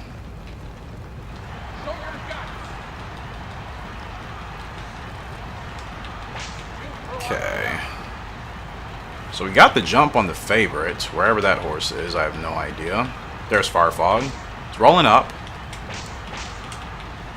Rolling up. Farfog is probably going to catch us at the line. Yep. No big deal. You see, if Perfection probably had another 10 points in stamina, I think we would be holding on to win that race. I really do. 58 stamina is not good in this game, period. You know what I mean? So, yeah, that definitely can bite you in the butt, no matter how good you are. But not a bad effort. I mean, the favorite just caught us, beat us by 3/4 of a length. Pretty good race overall, so I'm not even upset with that. Spring Mile. Why'd I put Be a Legend? That was Perfection. Yeah, I'm not really upset with that at all. Like I said, now knowing kind of what I think I want to do with Perfection, like that's not a big deal to me. It's really not. Finishing second in a grade 1 is still a big deal in the realistic world of horse racing. So, like I said, I'm probably just gonna do grade 2s with him. I mean, he can only run 6 to 8 furlongs anyways. It's not like we have a whole lot of flexibility. Grade 2s, grade 3s. I might just do that, guys. I don't really feel the need to put him in grade 1s. I really don't. Yeah, I really don't. I know we'll have handicaps, though. That's the problem. We'll have handicaps in those lower graded races, so. But I'm curious. Let's put him in another grade 3. And post. I can't tell if he's still developing or not. I think he is, but then I don't know. I can't even tell if he's still developing. I have no idea. Yeah, I have no idea what's going on with him. But anyways, let's do a quick save, because I've not done that in a while. Be a Legend. He will be up here next in the Pluto S. Big race for him. Big race. Pluto S. Okay. Well, let's get to next week. And let's get to the races. Hopefully you guys have been enjoying today's episode. I think it's going to be like my last one with this capture software. I think. That's what I'm hoping. I'm going to try to live stream this game somehow. Okay, could technically use my second phone to do that. It won't be through a capture software though, obviously, but I think I've technically tested it out as far as like, you know, cropping, orientation, making sure that everything looks, you know, nice and clean for you guys. I've definitely figured out how to do that. Like I said, it's just not going to be streaming through my capture software. So, you know, some people are weird about that. To me, as long as somebody's quality is clear, no serious distortions on the screen, and their audio, like I can hear them, I mean, I'm fine. Like, I don't need somebody's quality to be like, you know, freaking NASA levels of like crispy. Like I don't need that. So Be a Legend in this Pluto S. We're going for Sprint Champ with him. Stable Crop is the favorite. It's gonna be a tough field, tough horse to beat. Be a Legend. Yeah, it's pretty amazing. He looks nothing like Honeybee, really. Not even close. He's definitely on the decline though. From outside, Southpaw. I didn't even think of, I keep forgetting about some of these horses' abilities because I haven't played this game in almost a month prior to technically this episode. So I forget a couple of things. And yeah, pretty sure this track is not south. It's not a southpaw track. I'm pretty sure it's not left-handed. I think it's right-handed. Don't quote me. Maybe it is left-handed, but we'll see. I feel like it's right-handed, but I don't know. I always forget. As many times as I've done this race, like I haven't had to pay attention to like whether it's a left-handed or right-handed course because none of my horses have really. Most of my horses haven't had the southpaw ability. You know what I mean? So like it hasn't been something I had to consciously think of. But we're on the straight anyways. I wonder if that still matters. Like if you're just racing on the straight, you're not taking any turns. Yeah, it's definitely not left-handed. Yeah, but I wonder if that actually makes a difference. You know what I mean? For a horse that has southpaw as an ability, like I wonder if they're still going to be affected. And I don't know what these guys are going to do up here. I feel like they're going to like do that weird where they kind of like move over, even though they just all need to stay in their lane. But you know how the AI act in this game. Okay. Gonna have to get him going right now. It's a long way to go. Let's go, B. Let's go, B. I think we got a really good start there. Because if I started any later, we probably were going to have no chance. Come on, B. Show us what you got, man. Show us what you got. Ugh. He's still fighting. He's tired. Oh, there's bears. He's still fighting, though. He's still fighting. Not going to be a top 5. Yeah. That was not the right race for him anyways. I don't even know why I put him in that race. Yeah, not much of a chance. We're supposed to finish 10th, though. We finished 7th. That's not terrible, but yeah. That was not the ideal race for him to run in anyway. So, like I said, we will definitely be more mindful of that going forward. I was extremely tired when I recorded the first part of this episode, to be honest with you. I swear it was like 2:30 in the morning. I just wanted to play a little bit. Since I've, just been really enjoying horse racing again lately. And yeah, I wanted to play, but I was extremely tired. I had no business really playing. All right, so B, left-handed tracks for 1, and you need another 6 furlong race as well. So let's look for any internationals here. Summer Sprint. Yeah, we definitely have to do that. Now, I don't know. Okay, it's just a straight, but that's a race we could win, and it's a GWS race as well. I know he's on the decline, but I still feel like he's pretty strong. You know what I mean? Like, I still feel like if I run him correctly, we still have a chance, but, no pun intended, it's going to be an uphill battle. I mean, he's got 10 G1s. That's pretty much where my peak right now in this game, just because I still want the better horses that I know I'm going to get. Like, we still don't technically have, as great as, like, Honeybee, Vivid Legend, Perfect Art have done, we still don't have, like, a Storm Lark or a Stardust King. You know what I mean? Like, we still don't have those horses quite yet in this game. So yeah, I mean, for what it's worth, he's doing well. He's got 10 G1s and 2 titles. Again, I like to play this game based off of accomplishments and real horse racing in the real world, and that 2 titles and 10 G1s would be like amazing in today's real world. So I'm very happy with Be a Legend. I'm very happy that Honeybee's first and only foal. He's been very, very good. And the only problem with Honeybee is her stamina. I would totally continue to use her as a brood mare.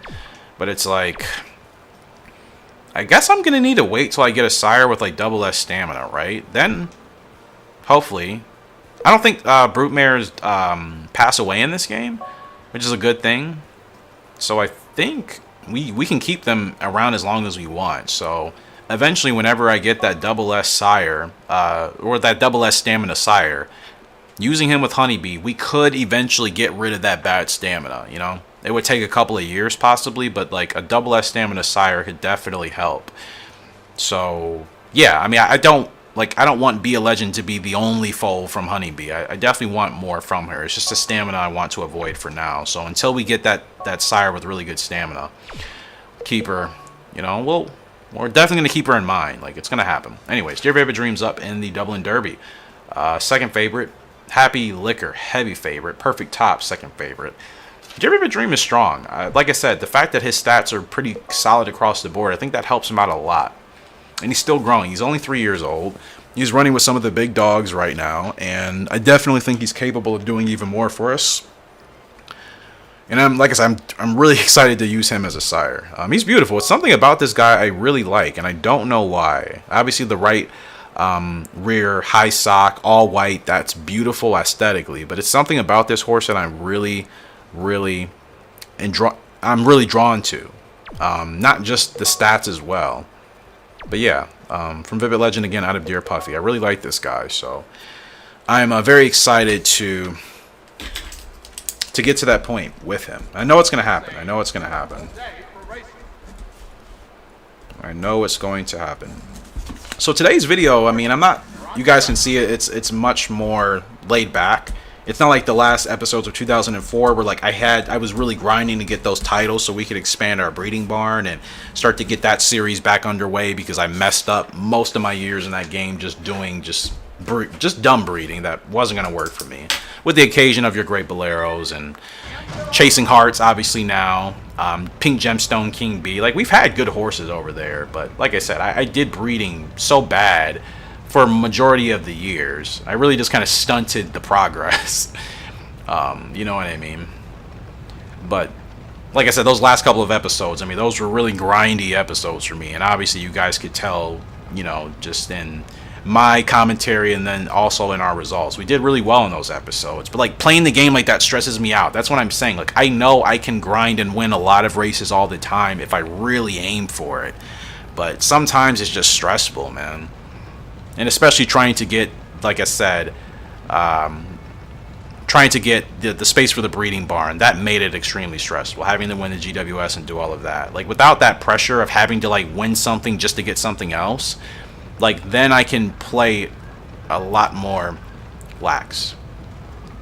You know what I mean? And that's what today's episode is going to be. Like, obviously, I still want to get another title for Be a Legend. I want to do very well with Dear Vivid Dream. But like I said, he's still developing. I know the big wins are coming soon. It's just a matter of just being patient right now.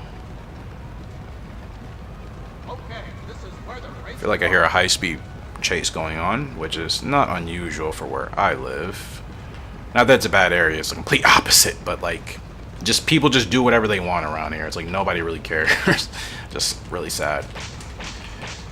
Okay, Dear Vivid Dream, let's see what you got, bro. Okay, he's not doing bad. Look at him roll. Look at Dear Vivid Dream roll. Holy cow. This is a great spurt, guys. This is a great spurt from Dear Vivid Dream. Aw, that's got to be the favorite, the 6 horse. This is a good effort. This is what I mean. This horse has really good potential, man. And I think we may have gotten second, but the 6 blew us apart. We had no chance. I don't think we were beating the 6. We finished 3rd, and I think that's where we were supposed to finish anyways.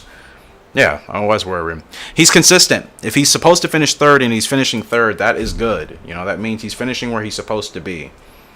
Not any lower or worse. That's what I was going to say. So not any lower. Not any lower. There's another word for Eric's dictionary today. We got about, what, 40, 50 minutes into this episode, or maybe an hour in, without me saying anything, I think, like that. So, you know, we keep the streak rolling. I mean, I've been doing this for years. It's probably been a year and a half that every episode I say something ridiculous, combining 2 words. I swear it's at least over a year. My brain's always just kind of going.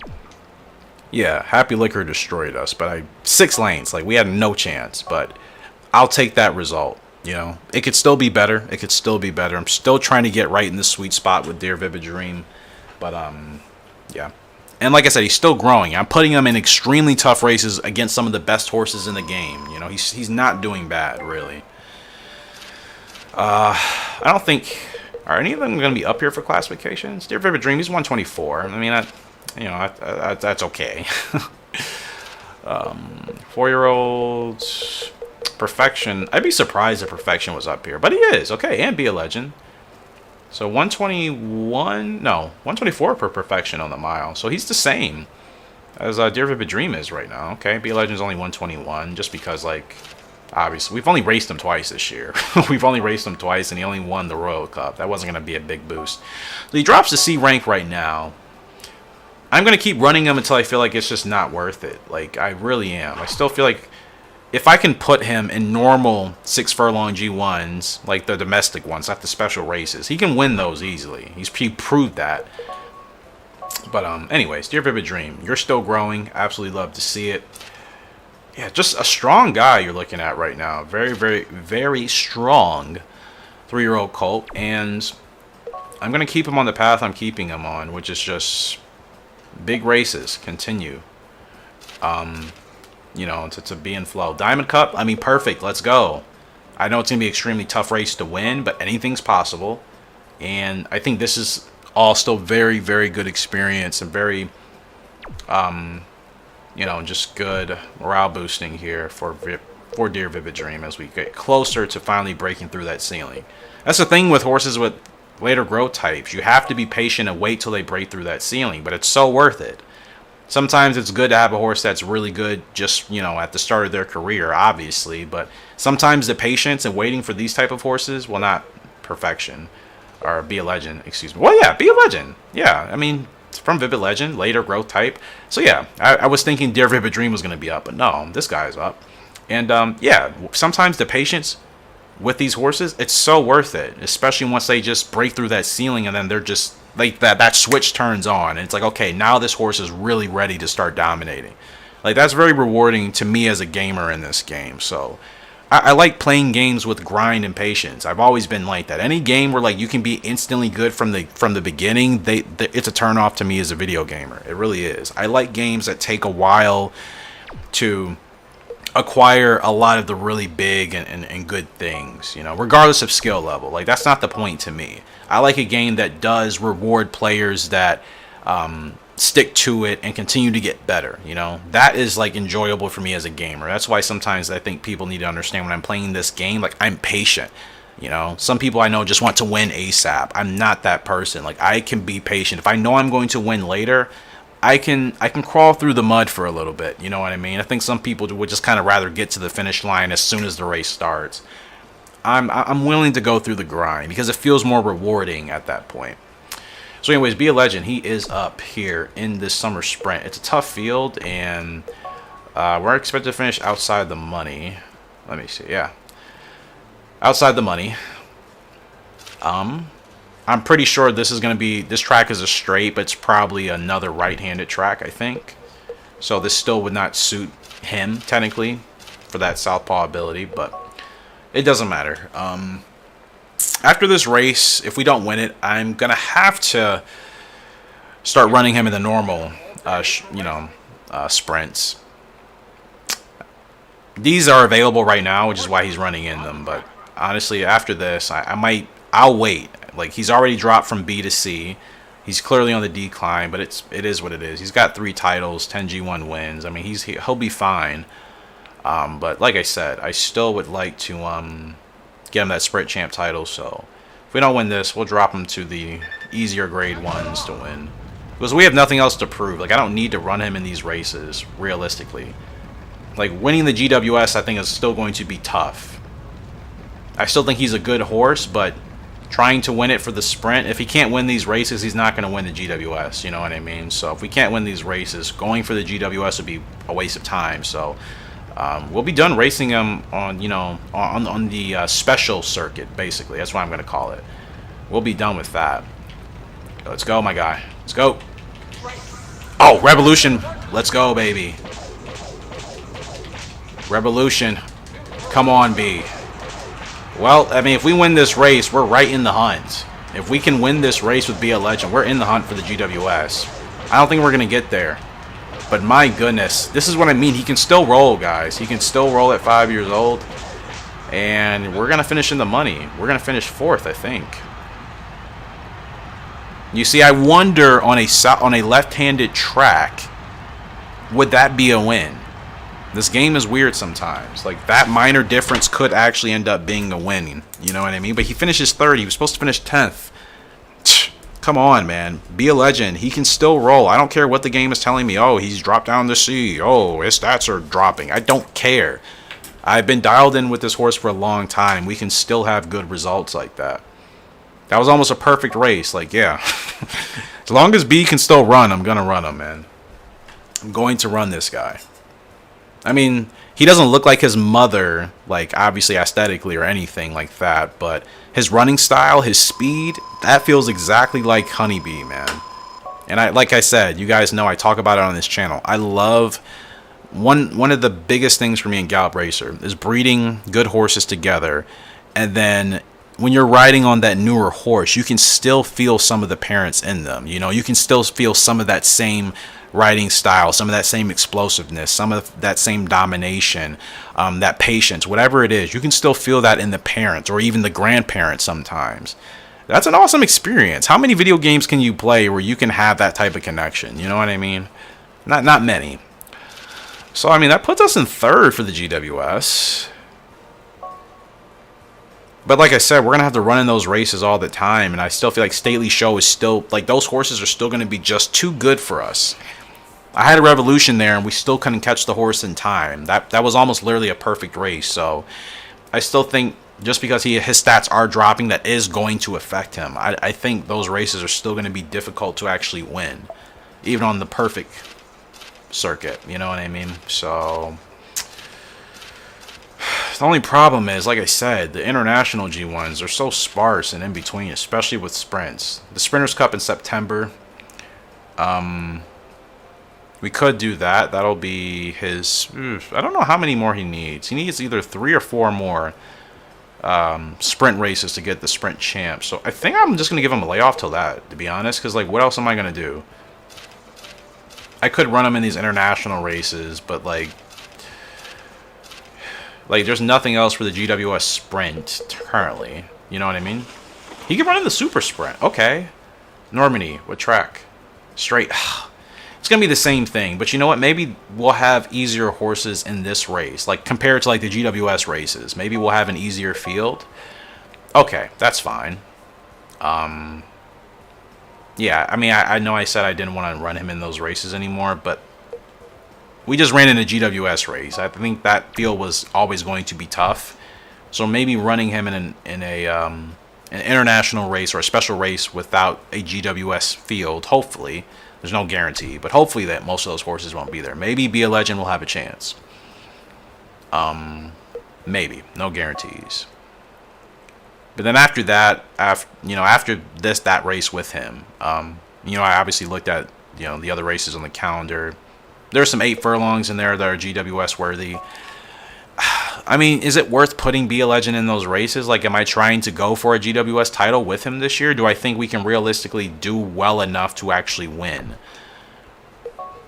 And obviously, I mean, I'm sure if he's still doing well in those races at this point in his career, even as he's on the decline statistically, I have to think that still may count for something in the breeding. You know what I mean? I'm not saying it does. I'm saying I would think maybe it would still matter. But I'm not sure. Maybe at this point, like, nothing else I do with him matters. But I would find that hard to believe. I still think this game takes that into consideration. Because, I mean, it gives us the option to race a horse past its prime. It's not telling us you have to retire the horse now. The only time that pops up is if we literally run a horse till the end of its game-allotted racing career, which is, 7 or 8 years old? Well, technically 8. Like, that's just a cutoff regardless. But since it gives us flexibility to run a horse way past their prime, I still think as long as you can do very well with that horse, it can help for breeding. So that's why I'm like in no rush to retire Be a Legend, despite him dropping a grade and stats. I don't care about that. I do not care. Perfection. We've dropped him to a grade 3. He's got a handicap here. Carrying from the lowest filly in the field, who's only carrying 110. We're carrying an extra 29 pounds. As I just said about, peaks and racing horses past their peak, I don't care. If I'm good with the horse and the horse is still good to run, we're going to keep working together. Same thing here with Perfection. I don't care if we're carrying an extra 29 pounds. I think this horse is definitely strong enough to win a grade 3, even with some weight. You know what I mean? So I'm not worried at all. Alright, we're off and racing here. Okay, come on, settle in, settle in, settle in. His feel is a little bit tricky, though. Like, I have to... It's a lot of, like, up, down with him. If you guys can tell, if you look at, like, the speedometer on the left, it's a lot of that with him. Most other horses that, like, have a decent feel, and whatnot, they're a lot more easier to settle in with. But he either goes too fast or not fast enough, and... I think he has a really good response rating. I'm pretty sure. We'll check. I think his response rating is like 90-something, so... Is he too responsive? You know what I mean? Is he too responsive? Did I get going too soon? 2 furlongs to go. Did I get... No. I mean, I know he's going to tire out. His stamina's bad regardless, but... That may have not been terrible, right? Oh, no, that was bad. Wow. I went way too early. Well, then. It is what it is. I mean, I didn't really feel good with him throughout most of that race. I felt like there was a... We were not on the same page. I'm like, slow down a little bit. He slows down too much. I'm like, okay, just speed up a bit. He speeds up too much. That doesn't happen with every horse. We're supposed to win that. Yeah, whatever. Like I said, I did not care. You know, I was expecting to win. We didn't. And... yeah, I need to check his stats after this. But anyways, Dear Vivid Dreams back up. Switching gears here. Like I said, Perfection, love the horse. He is my horse. But, like, he's not going for titles. He's not going for any awards, really, because I'm not going to use him for breeding. I don't want that stamina. So, really, at this point, we're just kind of just going to do some experimentation and just see if, you know, if we can just be consistent until it's time to retire him. And if we can do that together, then, you know, I'll be happy. So, anyways. I mean, he is fun to ride. Don't get me wrong. He's fun to ride, but he's tricky, clearly. You know what I mean? Like, yeah, I've been able to win a couple G1s with him in some races, but he's still inherently tricky in some aspects. So, anyways, like I said, we're moving on to Dear Vivid Dream, who I think is going to be the future. Now, Diamond Cup, big race, tough field. You know, we got Scotch Type. In here we have Green Friday. We have Stately Derby, Only Bell, Honest Soul, Goodbye Bull. Like, we have a very, very tough field here. Some good horses in this game. So, Dear Vivid Dream, outside chance. But if we can finish in the money again, that's showing this horse is going to be fantastic once he breaks that through that ceiling. And we're actually carrying...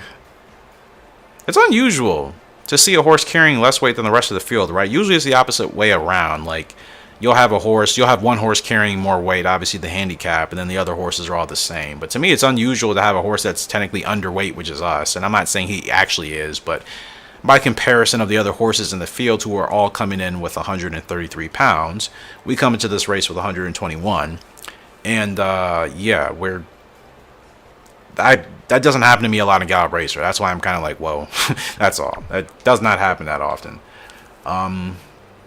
So we should be a little bit quicker if we can run this right. Now, obviously, I'm going to have to play the stamina game here and make sure that I keep, you know, Vivid Dream nice and comfortable, you know.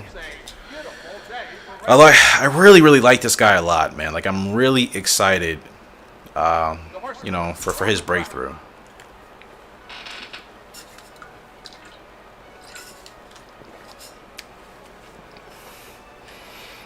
He's very easy to work with too. That's you guys know how big I am about working with horses that are just super smooth.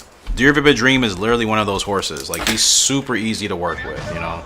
You see he's even tempered, you know, he's very calm. I talk about it all the time, especially in this game. Like, horses I do the best with are horses that are kind of similar to me in real life. Like, very strong but very calm, you know. It's just like, that's just my energy. I just don't feel like being anything other than calm most of the time. Like, I can be energetic, obviously, and stuff like that, but in general, like, I'm a very calm individual, you know? Very calm. Like, that's just, I've always been that way since I was a kid, you know what I mean? I'm able to keep to myself. I'm able to keep quiet, and, like, I can be content with that. You know, I know for some people, depending on their personalities, like, too much quiet, too much peace, it can kind of drive them crazy. I'm the complete opposite. I could sit in silence for a long time and be very calm, very content, you know. I meditate a lot as well, obviously. I've always been that way, and then once I got into martial arts, that just really kind of helped ground me in that even further. So I'm saying all that to say I like my horses to be the same way. Very strong, very capable, but, you know, just nice and quiet, you know, just very content with just not a whole lot going on all the time, except for when it's time to do something like racing or competing. That's when, like, the calm turns into, like, okay, you know, now it's time to go. But even still, in the midst of a race, like here, Dear Vivid Dream, I've been able to talk with you guys, not even really look at my screen, because that horse is just so easy to settle into his rhythm, you know what I mean? I really zoned out for 8 furlongs of that race. Now, like I said, we are the long shot here. We don't have much of a chance. And if we do catch some horses, it's only going to be because they're tiring out. That's about it. So yeah, we're going to finish about where we wanted to, where we needed to, actually, I should say. May have finished like a position lower, I think.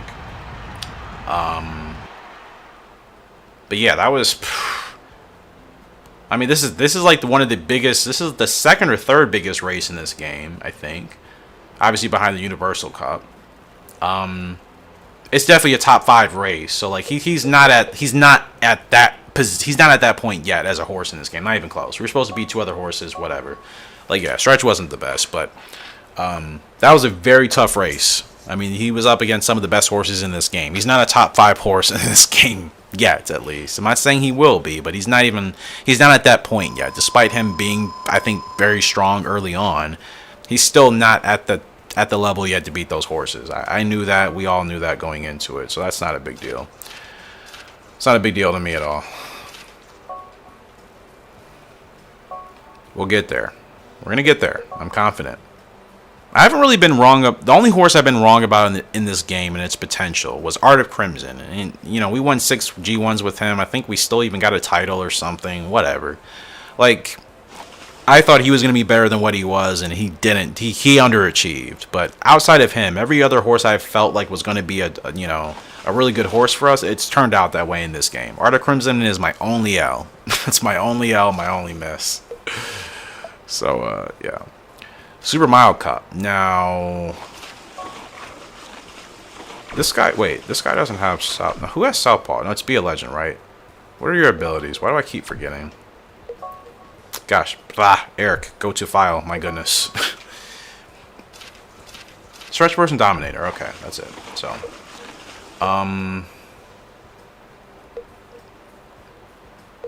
yeah, like for the most part, he's been consistent in most of his races.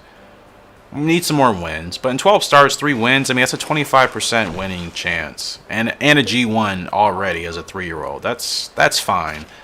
With a late growth type, that's relatively okay. You know, I was just listening to a podcast, and I forgot the horse's name because it was a horse I kind of looked at, and then I just kind of like, okay, let me continue to do what I want to do. But then I hear these guys talking about this horse, and I was thinking the same thing. Like the horse was. It was strong in the beginning stages of its career, but she's just now starting to kick in. It's a mare. She's just now starting to kick in a little bit after her 5-year-old season. You know what I mean? But prior to that, it was just like everybody knew she was a strong horse, but there were some people that were like, okay, maybe may not turn into something, maybe could be something. I cannot remember her name. I'm just having brain fog. I'm having a lot of that lately. I need to get back into doing some more technical things. That usually helps clear that up, because I've just been busy with work, and my work is not hard at all. It's so monotonous, really. I need things to stimulate me. If not, my brain just kind of goes into brain fog until I'm back into doing things like coding or designing, or playing video games actually helps me out a lot. It really does. Playing video games prevents me from getting brain fog quite a bit. Like I've been playing a little bit here and there. Sometimes I'll play for a couple hours, but I mean, I used to game like every day, like even after work. Like I don't do that anymore at all. I game like maybe 2 or 3 times a week now, which to me is that's a lot for me to drop, because like I said, I used to game every day. Going through school, I went to school, I went to football practice, or I went to track and field practice, and after that I literally came home and I was online gaming with my friends. At that point, multiplayer online was a thing. That's literally what that's literally what I did in high school and college. Go to school, go to sport, play video games, go to bed. Like that was literally my life. And I mean, I didn't hate it. I enjoyed it quite a bit. I love playing sports. I still do to this day. That's why I love racing so much. I mean, the adrenaline in that is nonstop, like every single lap. And then as well, video games. But like I said, I just don't play that as much as I used to. Just because there are other things I'm more interested in now as well. Like when I was growing up, my main love was obviously video games, horse racing, sports, and that was about it, That was about it. Like I liked my TV shows and my movies, but I mean, me and my friends, we played outside a lot too. Like I was always an outside kid growing. I still am. I love the outdoors. Like I think I've at least talked about that. I love the outdoors. I love being outside. I love being in nature, and I'm not to sound weird, but I really am like an earthy type of person when it comes to like what I like to do, being kind of just out of the way, out of the noise. Like I love that stuff. So be a legend. We're doing the super sprint with you. You have okay odds. What was that? I think 11th. Okay. So you guys get it at this point. But yeah. Anyways, super sprint cup here in Normandy with Be a Legend. Probably the same deal. A straight course that's technically on a right-handed track, which is not what he likes. It's like he could be winning these races, but I feel like that is going to hurt him in the game. Now we have a chance to finish in the money. I mean, we could win the race. Like what? Dancing Risk is the favorite. That horse is good, but I think under the right circumstances, maybe we can beat that horse. Like I said, this field to me is a lot easier than that GWS race field, and we still finished third in that, mainly probably because of the Revolution. So I still think on merit alone we could finish very well in this race. But yeah, this is probably the gate's down there, so this is another right-handed track. I mean, yeah, I should know better. We're not going to get left-handed tracks in this game for most of the special races. Most of them aren't, anyways. Most of them are, yeah, right-handed. So, yeah, like I said, after this, I mean, I'm contemplating putting him in, like, the GWS Turf Series. But like I said, I mean, if those tracks are also right-handed as well, I mean, that would just be a colossal waste of time. Of course, I say I'm not going to put him in more special races, but I'm realizing, like, okay, I need to actually see maybe if we just need to put him in another Revolution. Come on, people. This is what I'm saying. I'm still in rhythm with this horse. I could care less what the game is telling me. I could care less. He might actually win this race. And like I said, this is a race he can win compared to that GWS one. I hate being on the whip like this. It's so unrealistic, but like a win is a win at the end of the day. Is somebody getting past us? Two did beat us. Oh, come on, man. This guy can still run. This is what I'm talking about. This guy can still run, man. Game is like, oh, you probably retire him. Another third place in a race where we weren't supposed to finish third. Now, obviously, like I said, these are normal grade ones. He's winning these. Be a Legend is strong. Stamina's really hurt him quite a bit. Supposed to finish 8th. Almost another perfect race again. So, like I said, I mean, definitely need to give him that sprint title. I don't want to keep doing those races and coming in third. Like, I want to get him another title. That's the main focus behind keeping him around. But the fact that he's still doing so well, at least, says a lot. Like, yeah, stats are just going to keep dropping, and then eventually it is probably going to be harder to win those races with them. But yeah, like, actually, I'm not even going to do the GWS. I'm not doing any of those races. Waste of time. Yeah, big waste of time. Alright. Next, you won the Sprinters Cup. We're just going to have to save them for that. And everybody else is good to go. So, I'll probably need to actually pause the recording here, and then I'll get right back to you guys, and we'll keep this episode rolling on along. Alright. We are back from my break. This is still the same day of this recording session. All the talking and stuff about horse racing and horses and being excited about Dear Vivid Dream and still being able to race with Be a Legend because I don't care what the game says. All of that, yes, I'm still here in the same day because I realized I pick these episodes up and come back to them quite a bit. Not all the time. Usually I record the same session in one sitting, but recently, sometimes it's just been happening. Like, one episode took 3 different parts of me recording in like a Monday, a Tuesday, and then a Friday.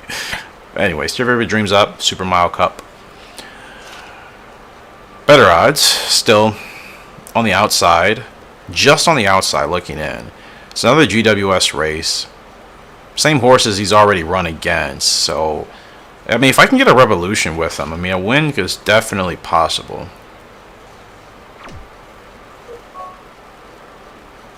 So yeah, he's looking good, looking focused.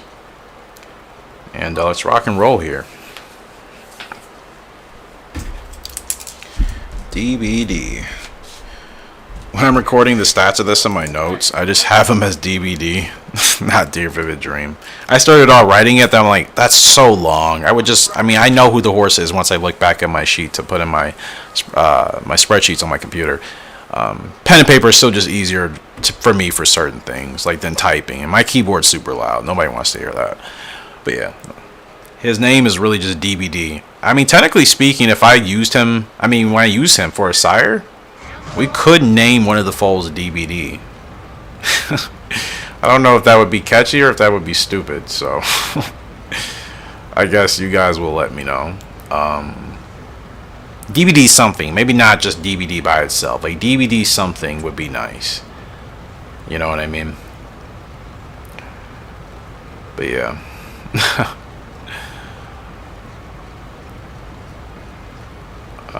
Like I said, getting him into the right rhythm is easy. You guys remember what I was talking about with perfection, excuse me, maybe about a half an hour ago.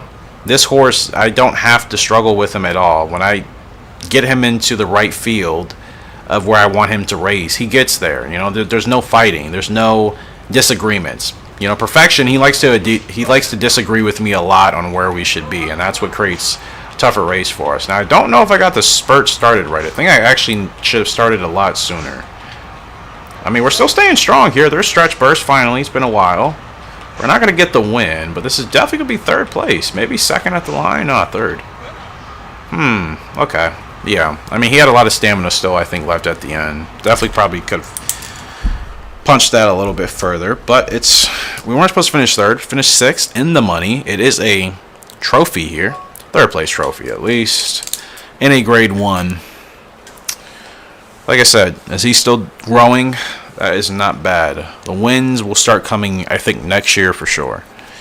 Next year for sure, as his stats continue to get better, as he continues to get stronger, those will be wins. I'm okay with that for now. And most importantly, I mean, he still could be in the GWS. I mean, we have to beat Stately Show for one, and Provident Time. We have to beat those horses, but I think still having both of the boys up in the GWS be a legend. I think I'm going to be dropping out though, but at least to have them on the board right now, I mean, that's pretty cool. Because like I said, we're still quite a ways away in this game for where I want to be, so whatever. It's just taking me longer, mainly because I've changed my mindset. Dear Vivid Dream, we're going to keep you in the G1s, man. I mean, unless that's going to be a tough race. Actually, he's a horse I definitely want to run in the World Mile. Yeah, you know what? We're going to do that for you.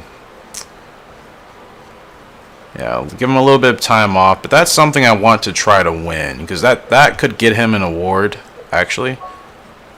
Yeah, that could actually get him an award if we can win that, I think. For Horse of the Year, and then if we can continue to just maybe win some easier G1s. That could get him Horse of the Year, which would be nice as a 3-year-old. So yeah, trying to win that World Mile, I mean, that's going to be a real thing, so. Different track, I think. That should suit us. And we'll be going left-handed instead of right, finally. So, we'll see. Anyways, Perfection. I mean, we're going to be the favorite. Oh, no, we're not. Lost Saint is, huh? Wow, Lost Saint's down here with us too. Anyways, like I said, Perfection, he's a good horse. He's a strong horse. Could have won with him, but he's still a little bit tricky because he kind of wants to do what he wants to do too. Like, he's willing to work with me to a certain level, and then some days he's just not really feeling it, you know?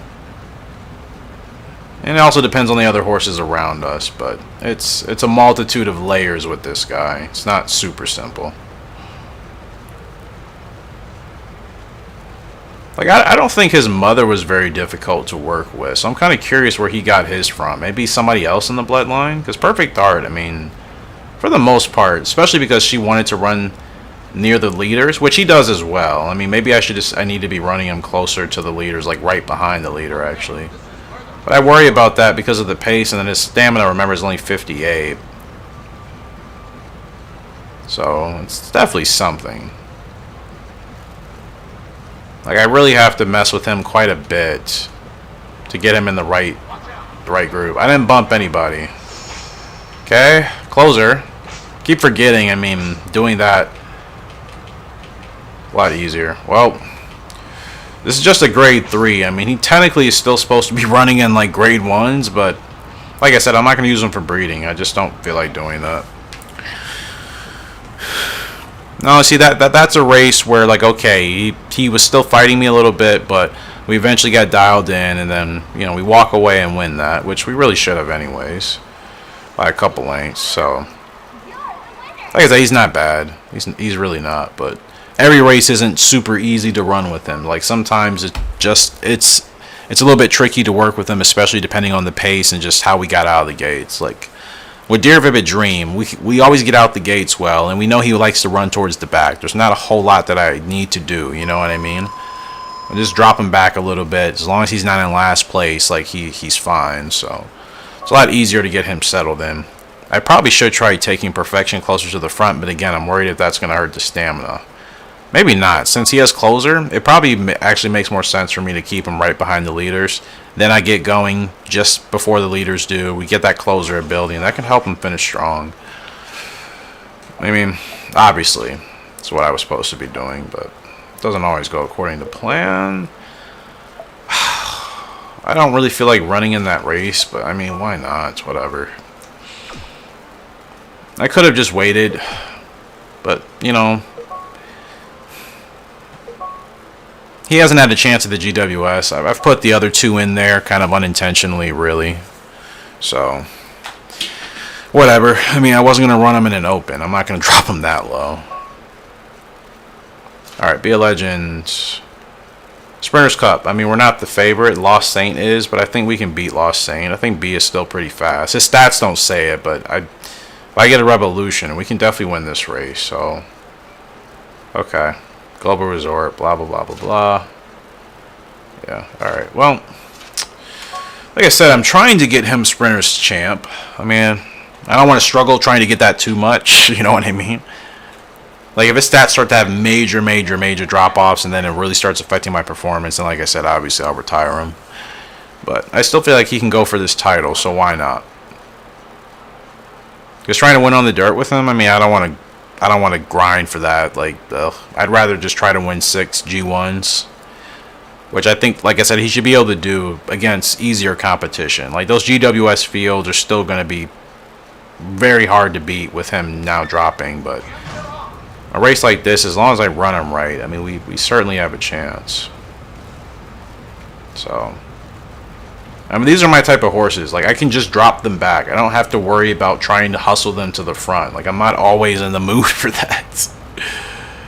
Like, sometimes I just want to just relax, you know, just kind of chill at the back and then wait to, you know, get it going. And again, this is not a left-handed track. I know I need to be checking these, but my goodness, I really should have checked that. Well, I botched this. I got him started way too late. I mean, B is fast, but my goodness. Unless these horses are just really slow. He's finishing strong, but my goodness, I blew that. That was an easy win. That's what I mean. That's going to be second place. Like, we finished behind Lost Saint. Lost Saint, you did nothing special. I really could have smoked you. That race was totally messed up by me.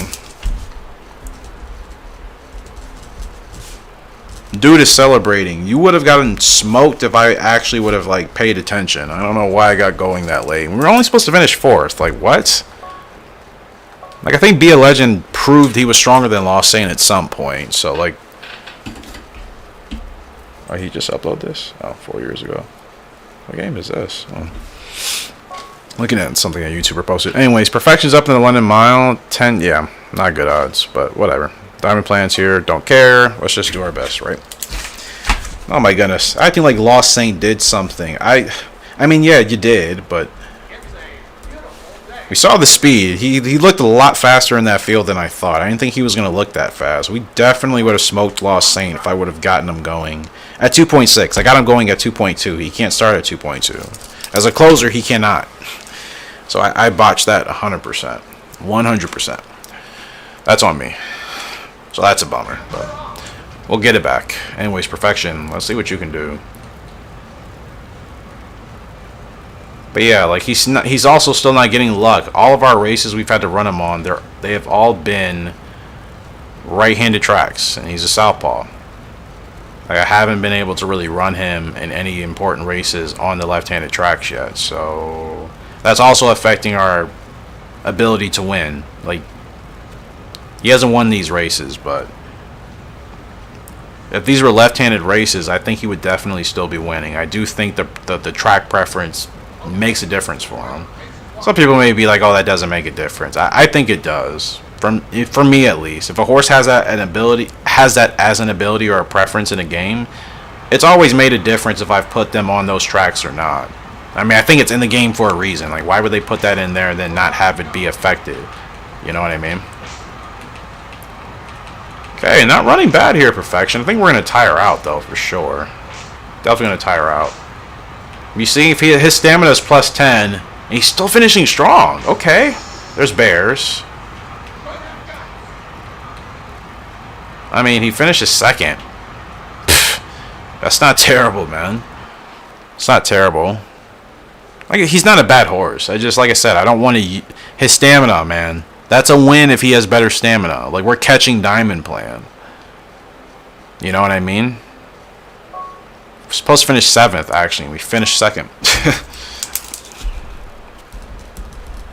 So I'm saying, if he had more stamina, then he would be a horse worth really grinding with. But that stamina is going to be a problem, and you know, we don't have a double S stamina broodmare to breed him with. Then I would focus more on trying to actually take things serious with him. But there's just not really a good spot for him for breeding, so I don't really have the motivation.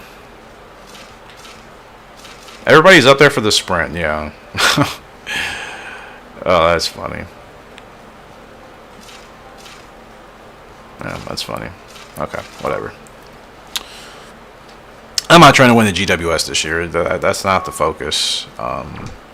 Be a legend, it would be hard to. Perfection, like, I don't want to, because like I said, I'm not going to use him for breeding. A Dear Vivid Dream, he's still growing. He's not there yet. You know. Wait, what stat was I gonna look at for? Oh yeah, Perfection. This was like probably over 30 minutes ago. Yeah, I knew his response was good. I said that during one of his races. His response is 93. His fuel 75. So what is it?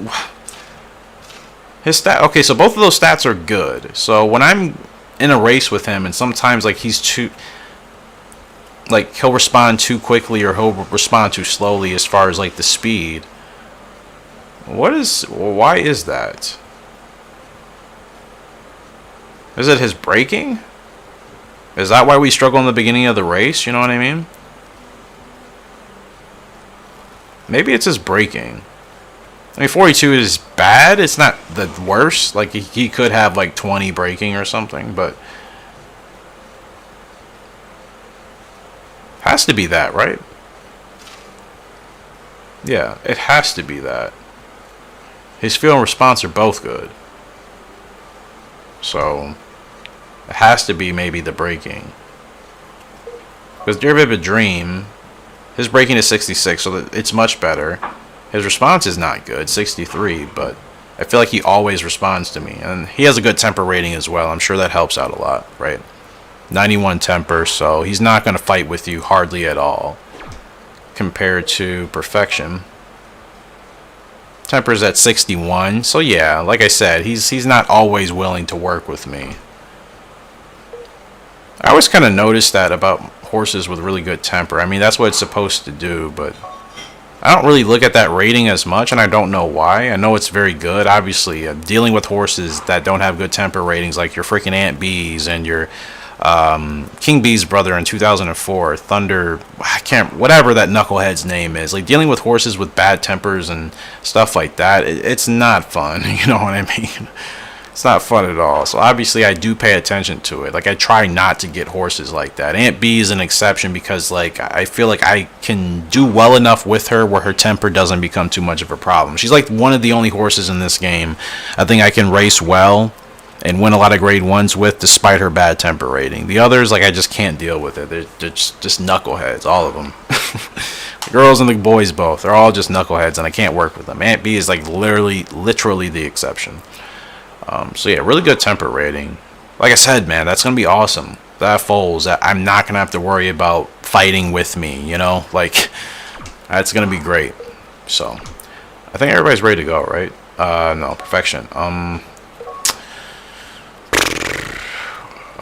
What to do? Another grade 3. I mean, okay, can we at least put you in a grade 2? Like, yeah, let's just stick to that. That's all I really want to do. There's no point to put him in grade 1s. It's like I said, be a legend. His stats are dropping. So our window is closing, I think, for winning grade 1s with him. 6 furlongs, at least. Does 7 count? I think 7 does count, right? We could put him in that, but, gosh. Counterclockwise. Well, that's a good thing. That's a left-handed track for us. That's a southpaw track.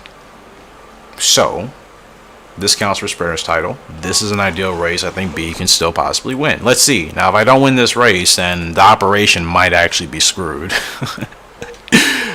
I mean, I'm not going to be upset. Like I said, I would like to get him another title. Like 2 is... Still feel like we could do more than that, but... You know... If I don't win that race like I think I should, then yeah, the op is probably screwed. Granted, it's still a special grade 1. Like, I think on a left-handed track, like the Royal Cup, I think B can still win those grade 1s. But, like, we're not getting a lot of those anymore right now at this point of the year. So I've been having to run him on right-handed tracks or, you know, special right-handed tracks where I think he's just going to have a tougher time because his stats are dropping. You know what I mean? So yeah, okay, stable crops in this field, and he's the favorite.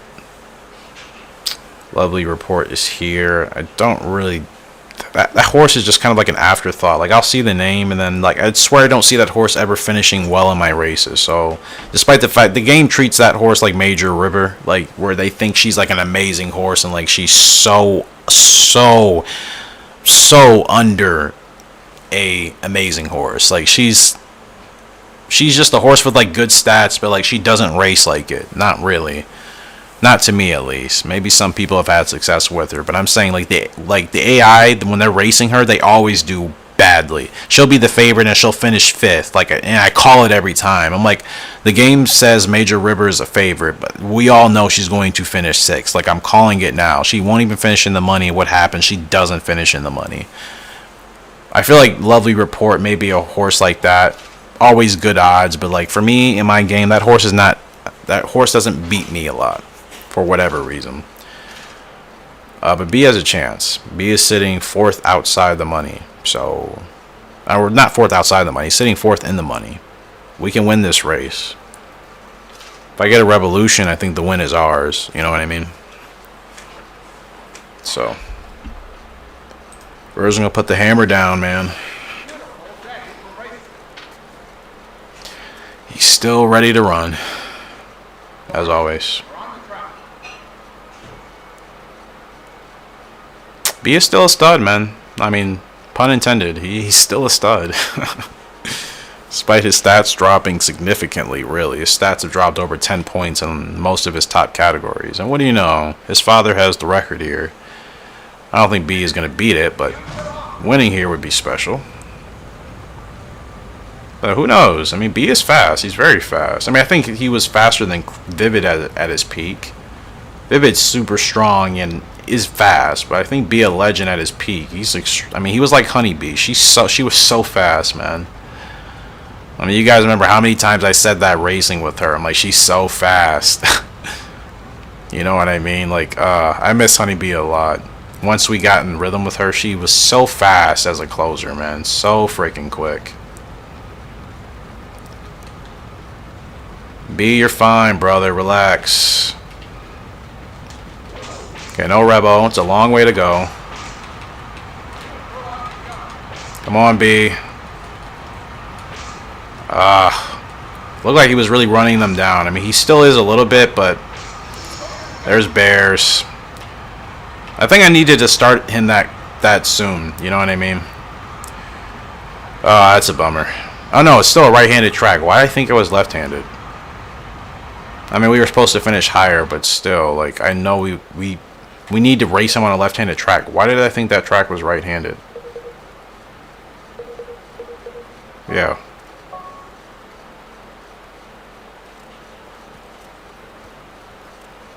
Yeah. I don't know why I thought that track was left-handed.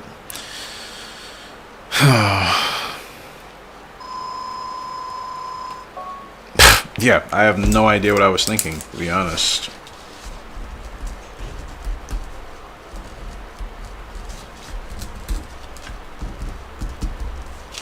Well, that's a bummer. And a waste of excitement and hype and everything I did. Yeah, B, I know, man. It's been a slumper. It's been a slumper. Well, like I said, I mean, he would have a chance. There's just no more sprints on these normal races for us. Nothing. He has to run these tougher fields. And like the China Sprint, I mean, that's still going to be a tough race. I think we've won that, but it's still going to be tough. So that's really all I can do. There's nothing else. There's literally nothing else. So if we don't win that, then I'll probably just call it. And that means only 2 titles for him. Because I mean, his stats are dropping. He's probably not going to be too enjoyable to ride with as a 6-year-old. If I'm going to be racing him in like premium grade 1 races. Now, maybe if I drop him to grade 3s and grade 2s, he can still win races. And maybe that's what I'll do with him, honestly. Because he's still so fun to work with. He really is. I could care less if his stats are dropping. Like, he's still very, very fun to ride, you know. Because we don't have any other deep closers like him. Like, he's a true deep closer just like his mother, you know. I don't get those horses a lot. You know, when I get one that's a true closer with real speed, with real closing speed, I like to play with that as long as possible, you know. Like, I don't think his stats dropping should affect his breeding record too bad. But yeah. Anyways. Yeah, I want to get through the end of this year in this episode, so that's what we're going to do. But yeah, maybe I'll give him a shot. Like, if trying to get those G1s are just going to be too tough. Granted, next year as a 6-year-old, he'll still have chances to win those races. Like, those left-handed grade 1s, they'll be there, but we have to pounce on them in the beginning of the year. Because after that, they just start to turn into the special grade 1s that they're just going to be too difficult for B to win now on the decline. So, like, I need to run him in the easiest grade 1 races just to try to get him that title. But until then, until those races pop up, maybe putting him in grade 3s and grade 2s wouldn't be terrible. Like, maybe, I don't know, maybe his spirits can be lifted more if he can at least win those races. Still know that he can win, you know. Anyways, Perfection's up. We're the favorite in this grade 2, as we should be. Blah, blah, blah, blah, blah. Let's get on with it. Let's just get on with it, shall we?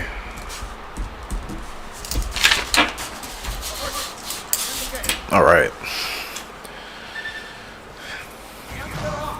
So yeah, you know, I think if we can find a way to start winning again with B, that could help kind of put us on a roll, you know what I mean? Especially as his stats are dropping, like, we kind of need that. Okay. No. I hustled him to the front today. It was pretty responsive. I mean, like I said, his feel and his response rating are actually pretty darn good. His response rating is solid 91 or 93. And then his feel is like a 75. So, like, he's good on the response level, actually. Like, it feels like he's not, but, like, he actually is, statistically at least.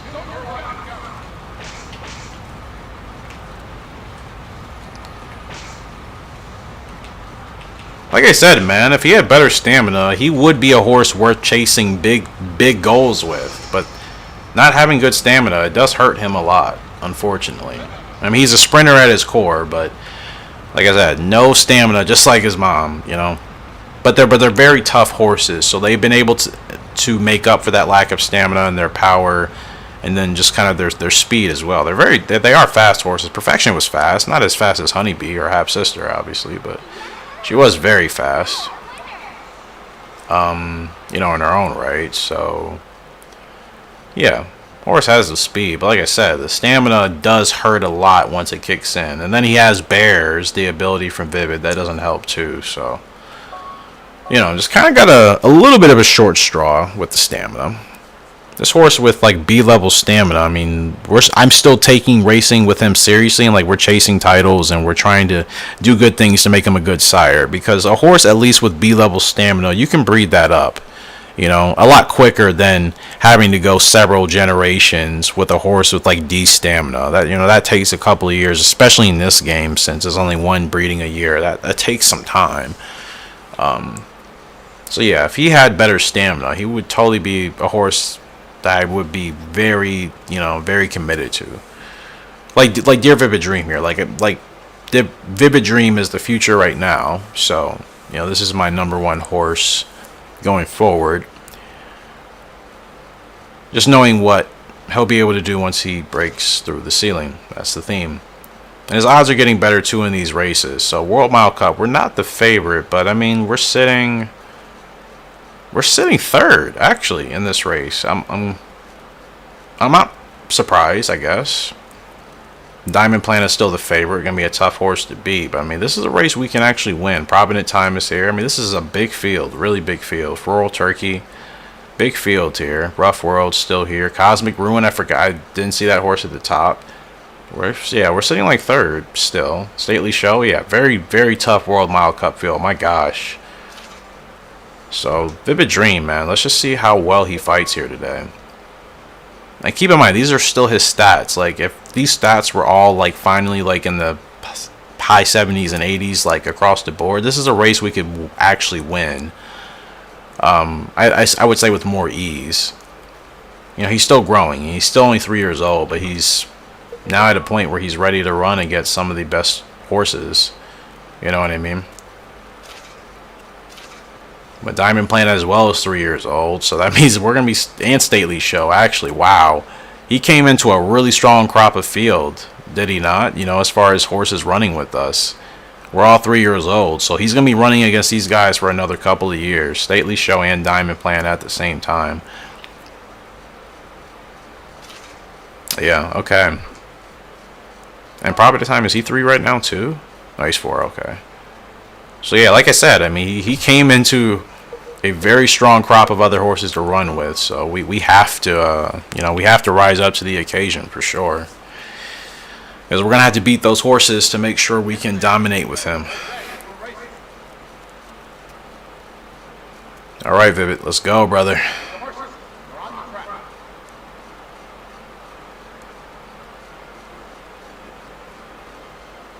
Kayla, if you're watching this, I would love, if you ever had the time, if you would, you know, consider doing a render of us and Dear Vivid Dream. I know we haven't achieved that level of success yet, but I'm telling you, I think it's going to be special.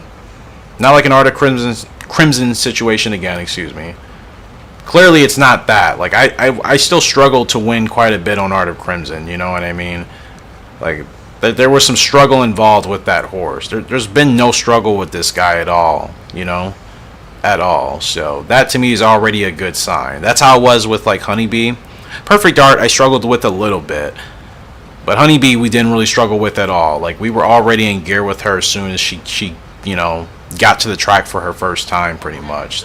This guy's been the same way. That's how I know. You know, he's going to do good things. So yeah, but yeah, Kayla, if you are watching this, a render, I think, of us and this horse would be amazing. Now, we need some space here. There we go. There we go. Come on, Vivid. I wonder if that kind of halted us a little bit. Is he going to get stretch burst? He's rolling. Now, the 8 is gone. That's got to be Diamond Plan, right? Or is that,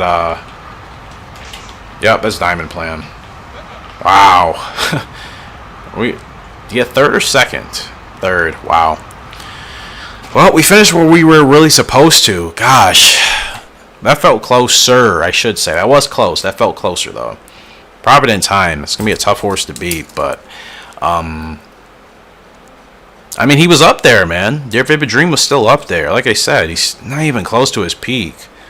That's pretty impressive, really. Supposed to finish fifth. We finished third. We're doing well with him. We're doing really well. You know, like I haven't had a bad race with him at all. Not really. There, Vivid Dreams. Okay. And if I could spell. Oh gosh, my handwriting is atrocious. I swear. Only when I'm rushing, though. Yeah, he's been. I mean, that's a big race. Was I expecting him to win it? I mean, if it happened, I wasn't going to be, like, shocked. But I wasn't expecting that to really be a win. So that was still a good result. So, yeah, I mean, we're out of contention for the GWS. Like, we're not going to win that. Like I said, it wasn't even a focus. Really wasn't. Not this year, but... Vivid, you're doing well, man. You're doing really well. You're still getting stronger, like I said. So, alright, what next, though? What? He only has one grade 1 win yet, right? I think. Yeah, he's only got one grade 1 win, and that's... I think that was 8 furlongs or something. I don't know why I didn't write it down like a fool. Oh, yeah, 8. Okay. So, I need to actually update that in my notes. Oh, it's already in here. My goodness, Eric, you fool. Sometimes I think I don't have things on my notes, and it's like I do. I just completely missed it. So, ignore what I just said. So, yeah, another... I mean, we need a grade 1 win. Turf Cup? That's a race with good experience, but, like, are we really going to win that? I don't know. Continental Cup? Mile Champ. I mean, it's such an easy race to win. I know we need bigger staked races, but grade 1s matter for a title. You know, we won that last year. We should be able to win it this year. And then we'll continue to focus onward from there. I mean, to me, that's a sure win. And, like, a sure win towards a title is the easiest route to take. Realistically, like, I don't have to, like, prove anything by, like, oh, look, I won this much. Like, I don't, you know, like, we don't need to do that. Like, if we're trying to get a title, we just need to win the grade 1s that are going to get us the title, you know, realistically, especially for that. Obviously, you know, I'm confident in Dear Vivid Dream to finish well, but, like, for a title, I want to know we can win these races for sure. And then we can focus on the other stuff. He's only 3. He's got a late growth type, so there's no rush. So Perfection. What can we do with you? 6. Impulse is too high. I do not care. Impulse is too high, and I do not care. I think nobody's racing this month, right? Oh, there is. Pretty big race. Could not forget that.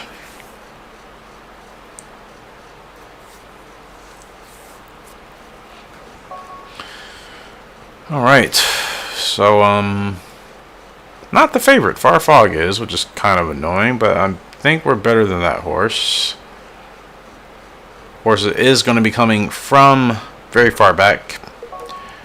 So that, to me, gives us a chance if we get our spurt timed right. So, let's try to win this race with Dear Vivid Dream. Do. 4 DVD. It's grade 1. I keep thinking grade 1 and writing 2. Goofy Eric stuff. What is new? Right? What's new?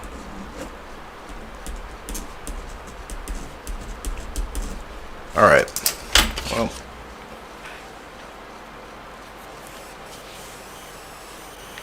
Master Shadow.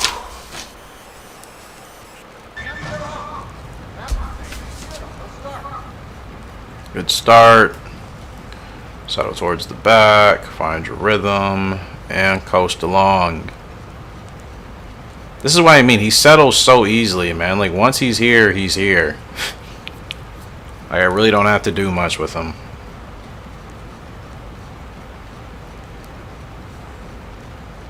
I kind of wish he had a ability like last corner leader, because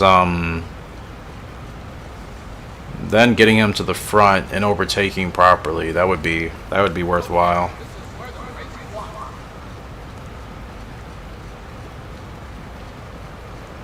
Okay, move up, move up, move up. Let's go. Start to move, start to move. Okay. Don't get blocked. Don't get blocked. Okay, it's got a good run here, but that wasn't exactly how I wanted to take that. Okay, still fighting. I think that's Farfog on the inside. Oh, he's rolling. I think Dear Vivid is going to get it done here. Oh, he is. He's clear. Wow. I'm not going to lie. I felt a little iffy about that, about coming around turn 4. Felt like I kind of messed up a little bit. I tapped down once. Didn't really want to do that. I think that kind of slowed him down. But like I said, I didn't think Farfog was that. I mean, Farfog was not a threat. So that's another great one there for Dear Vivid Dream. He wins that back-to-back. A win is a win here, and we need that towards that title. So I'll take it. Been a while since we've won a grade 1 anyways. Like, yeah, gosh, I haven't won a grade 1 in this episode in a while. My goodness. It has been a lot of trial and error, though, in my defense. It has. And then just not having good luck of, like, certain races that we need. Like, that hasn't helped either. Yeah, we beat Farfog quite easily, like I thought. And, of course, the game's going to give us S for stretch, but I feel like I could have timed that even better. I mean, I think I timed it right, but like I said, I tapped down on the D-pad. Didn't mean to do that. Then I kind of slightly halted his momentum, but you know, he's a strong horse. He was able to bounce back. And I get a second grade 1 win. So, good job, Dear Vivid Dream. My good sir. Need to continue to build. Obviously, I need way more than that with this guy. But there's like nothing really else. There's nothing else available. I mean, he'll be in the green. I could run him in the China Mile. Actually, yeah, for sure. Why would I not? He's a strong enough horse. I mean, his health is 50. Like, he'll probably be really kind of tired after that. So he's only good, kind of, I guess. You can't just run him back to back to back in like really crazy races. Like, his health is not the greatest for that. But he's still good enough to bounce back. Like, be a legend. Like, obviously, his health is 75. He's able to just still race in tough races and bounce back pretty quickly. You know, he's able to do that. But Dear Vivid Dream, unfortunately, his health rating only being at 50. He's not quite at that level. I'm still not worried about that for breeding. Like, I don't think our other broodmares. I think most of our broodmares have better health ratings for the most part. So that should balance out accordingly. And then with the rest of his stats, he should be fine. So yeah, just get these next 3 races done. Actually, that'll probably be it, because I don't think there'll be any other race to run anybody in back to back 2 weeks. Like, we need to win all these races here. If we don't, then it is what it is. So perfection. Excuse me. It's up in a grade 2. And we're not the favorite. Spy Pleasure is. Why? Okay. Gallop Racer just being silly as always. Anyways. Yeah, the stats are finally starting to drop, but it's definitely still a race you can win. Should win, actually. I mean, do they really think Spy Pleasure is a better horse than them? Like I said, perfection is just, it's a stamina I'm just not willing to just grind over the top for. Like, it's not good. There's no sense in trying to really struggle for that. We're still sprinting, we're still sprinting. Okay, move in or something. I don't want to be in the lead. Don't drop down too much. No, no, no, no, no. Stay here.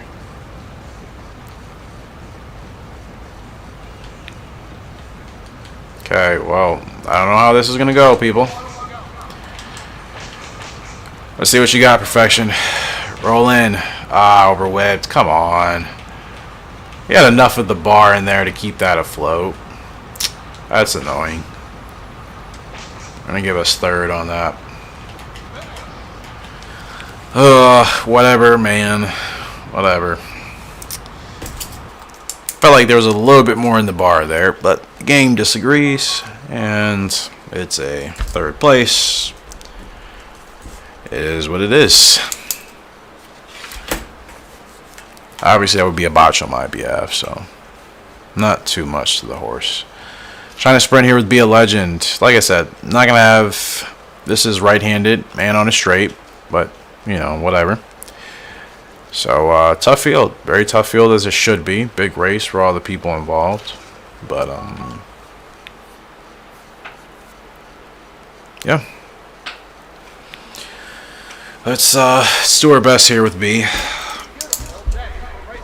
Like I said, next year I'm still going to race him as a 6-year-old, but I'll probably drop him in class a little bit. And obviously we have a chance to run him, you know, on those easier grade 1s. On the, you know, left-handed tracks, then we'll do those. But you know, I'm not going to keep running him obnoxiously. Like eventually, like I said, I will retire him if it's not happening, you know, according to the plan. Like I'm not going to be stubborn about it. That serves no purpose.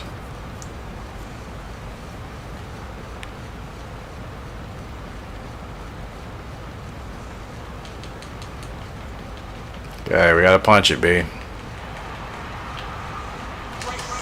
Psh, there's the Revo. Now, can we get the jump on these horses? Yo, we got a big jump. Holy cow. Be a legend. I mean, I'm staying on the whip. If we can win this race, man, I'm winning this race. Wow. Wow, wow, wow, wow, wow. Be a legend, still can find a way. That's a wow. That's a big win, guys. For a guy that's on the decline, excuse me, the D hill. There we go. And a great moment, the D hill on the decline and downhill of his stat performance. He's still able to find a way, and we destroyed that field. Like there wasn't a chance. Like we saw what was happening. This is what I mean, man. Can still roll with the horse. That's a big win. And that means that keeps us alive for trying to get him that sprinter's title. So, of course, that is a good thing. You know, wasn't really expecting to win that race considering our luck recently, right? Yeah, was not really expecting to win that. But, I mean, we've gotten several revolutions with him in like half of the races I've done with him in this episode. So that's not really a shocker. We're supposed to finish 9th here. We didn't have a chance, technically on paper. Revolution helps, but that's what I mean. I'm still in rhythm with B, you know? We are still in sync. The game is trying to say, oh, you're not in sync. No, me and my horse are still in sync. Trust me. We're still in sync, man. And that's even more shocking on a right-handed straight track. I mean, like I said, we're not actually running around the turns, but still. But, like, I think that race is easier to win with the right speed horse, you know? Like, I feel like I'm very good at that race. And I feel like as long as you have the right speed horse that can do it, you know, without much issue, then I think that race is pretty easy to win. Like, it's always tough fields in it, but I feel like it's easier for the player to win if you have the right horse. You know, I think the plan was to make it a tougher race, but it doesn't really feel like that. I feel like other races are actually much tougher at that distance. So, that's a big win for B. Dear Vivid Dream, he's up here in the China Mile. And second favorite? Yeah, second favorite. You know, we're trailing Provident Time here, who we're still struggling with, but easier field. A lot of the stronger horses ran, I think, in that race. for sure. So this is an easier field. So Dear Vivid Dream, winning this would be big time. Big time for this guy. Well, yeah. Got to get him going at the right time, that is for sure. If I miss the stretch with him, then the win is going to be out of our grasp. But I think it's right within our palms to win this race. And just need to make sure I try to get it done and focus.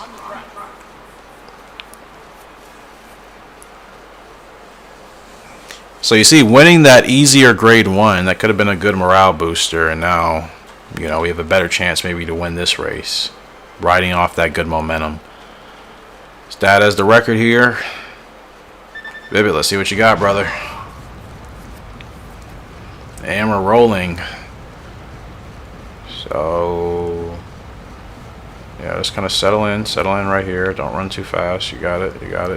Yep. Okay, I'm pretty much settled in with him.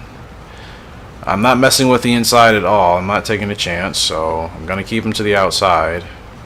I don't want to be boxed in with this 11 horse. Like, I'm gonna need you to like get ahead of me or something. Come on, go. Okay, yeah. I don't want to be stuck on outside of a horse like that. Was not the goal. Okay, we're start to move, because they're gonna start swinging too. Okay. No rebo. That was pretty wide, man. It was pretty wide. It was a lot wider than I wanted it to be, actually. So this is gonna be tough. I heard us a lot. Yeah, that was well, darn. That's on me. It's 100% on me. That yeah, that did not go well. I thought we were going to be able to get closer or get to the front faster, but I forgot on that track. Yeah, that cannot happen. Botched that completely. That's I wish I could have that one back. Yuck. Forgot the track I was on. Just because I usually run this sprints. Like I participate in that China Mile. Every blue moon with the horse, but I feel like we always usually do the sprints. Like, we've done the mile quite a bit, but like not as much, so sometimes I forget just running on that track, that's a bummer, because that was a race we could have won. Oh man, yeah, that was a race we could have won. Wish I could have that back, but I can't. So like I said, Dear Vivid Dream, he gets up to 133. That's not bad. I mean, we didn't win any of those really big races, and for him to get a 133, that's not terrible. Actually, Perfection gets a 134. Really? How? How does... What? What do they mean? I mean, I did run Perfection in several GWS races, and... well, not several. Maybe one or two? I know one for sure, but... I mean, yeah, we were in the GWS. Did we finish above our odds in all those races? How did he get 134 for the mile? Like, I feel like I haven't been focusing on him at all, and what? I'm so confused.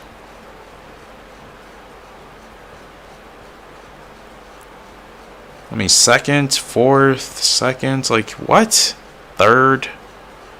I mean, he hasn't won a lot of races recently. Not to get a 134. I mean, yeah, we ran him in some big races, and he finished pretty decent in most of them. But 134, I feel like that's still high. I don't feel like we deserved the 134.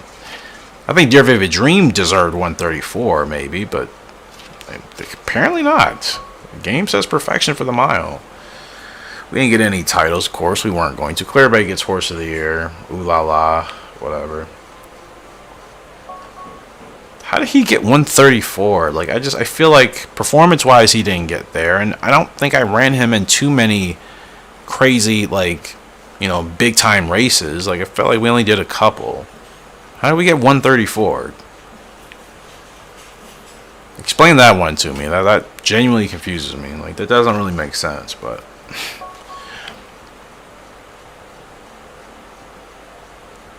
I mean, is it because we won some of those grade 3 and grade 2 fields by like several lanes?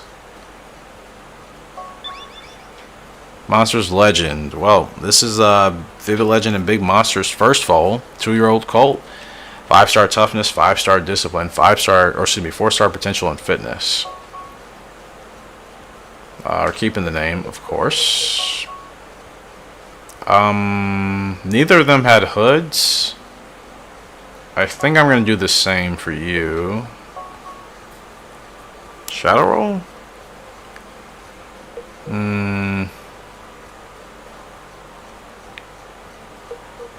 I can't even remember. Well, me asking isn't going to make me remember.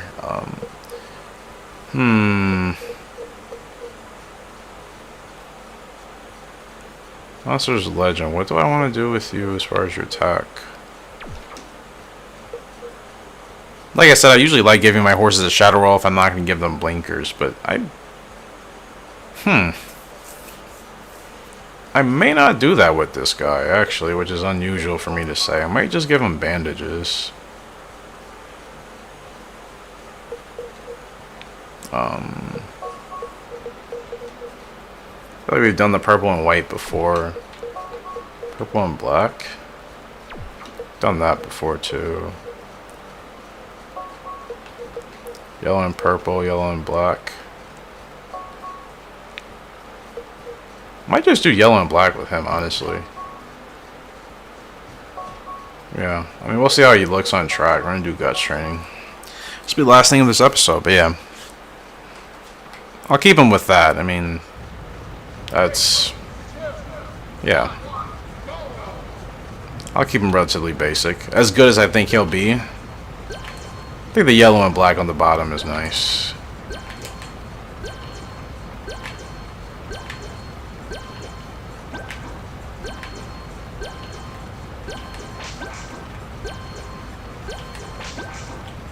I actually kind of like him, especially with that little anklet on the right back leg. I didn't even see that. I actually kind of like just having him with the bandages, honestly. It looks pretty strong, man. It looks pretty strong.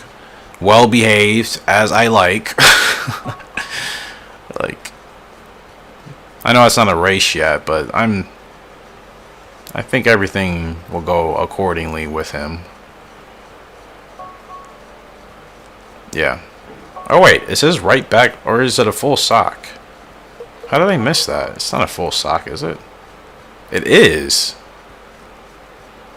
How did I miss that when he was running? I feel like it wasn't visible like that. Here she has a full sock. They're all getting that from Vivid Legend. They're all getting that from Vivid Legend, pretty much. Well, at least the ones that have had one. Which is awesome. I love the high sock look, man. Can't see it here, but yeah. Wow, awesome stuff. Monsters Legend. I'm sure he's going to be quite a blast. So yeah, be a legend winning that. He's already in the blue. You see, if we would have lost that, he probably would have stayed in the green. Was he in the green? He wasn't even... well, no, I think... I can't remember, but regardless... if he didn't win that race, he probably would have been in the green or in the gray. He's already in the blue. Ready to go again because he won that race. Even as his stats are dropping, you know what I mean? That's what I mean. He needs to win. If he can continue to win, he's going to continue to stay motivated for sure. And I think that's going to continue to help us. So we got to continue to win with that guy. Hopefully we have a chance, but we'll keep running with him until it's officially time to let it go. Appreciate you guys letting me support, though, on today's episode. Feel free to let me know your thoughts down below. Like I said, might be the last recording with this particular method and way. I may try live streaming with this game soon. Like I said, that is actually the goal, to see how that goes. This and 2004, but definitely both. And yeah, we'll continue to roll on. So maybe a minute though before that happens, but it is in the moment of happening, or it's in the process of happening. Appreciate you guys as always, and until next time, let's Racing Gamer sign out. You have a great day today. We'll see you later, and good night. Welcome to Horse Racing Gamer, where champions are made.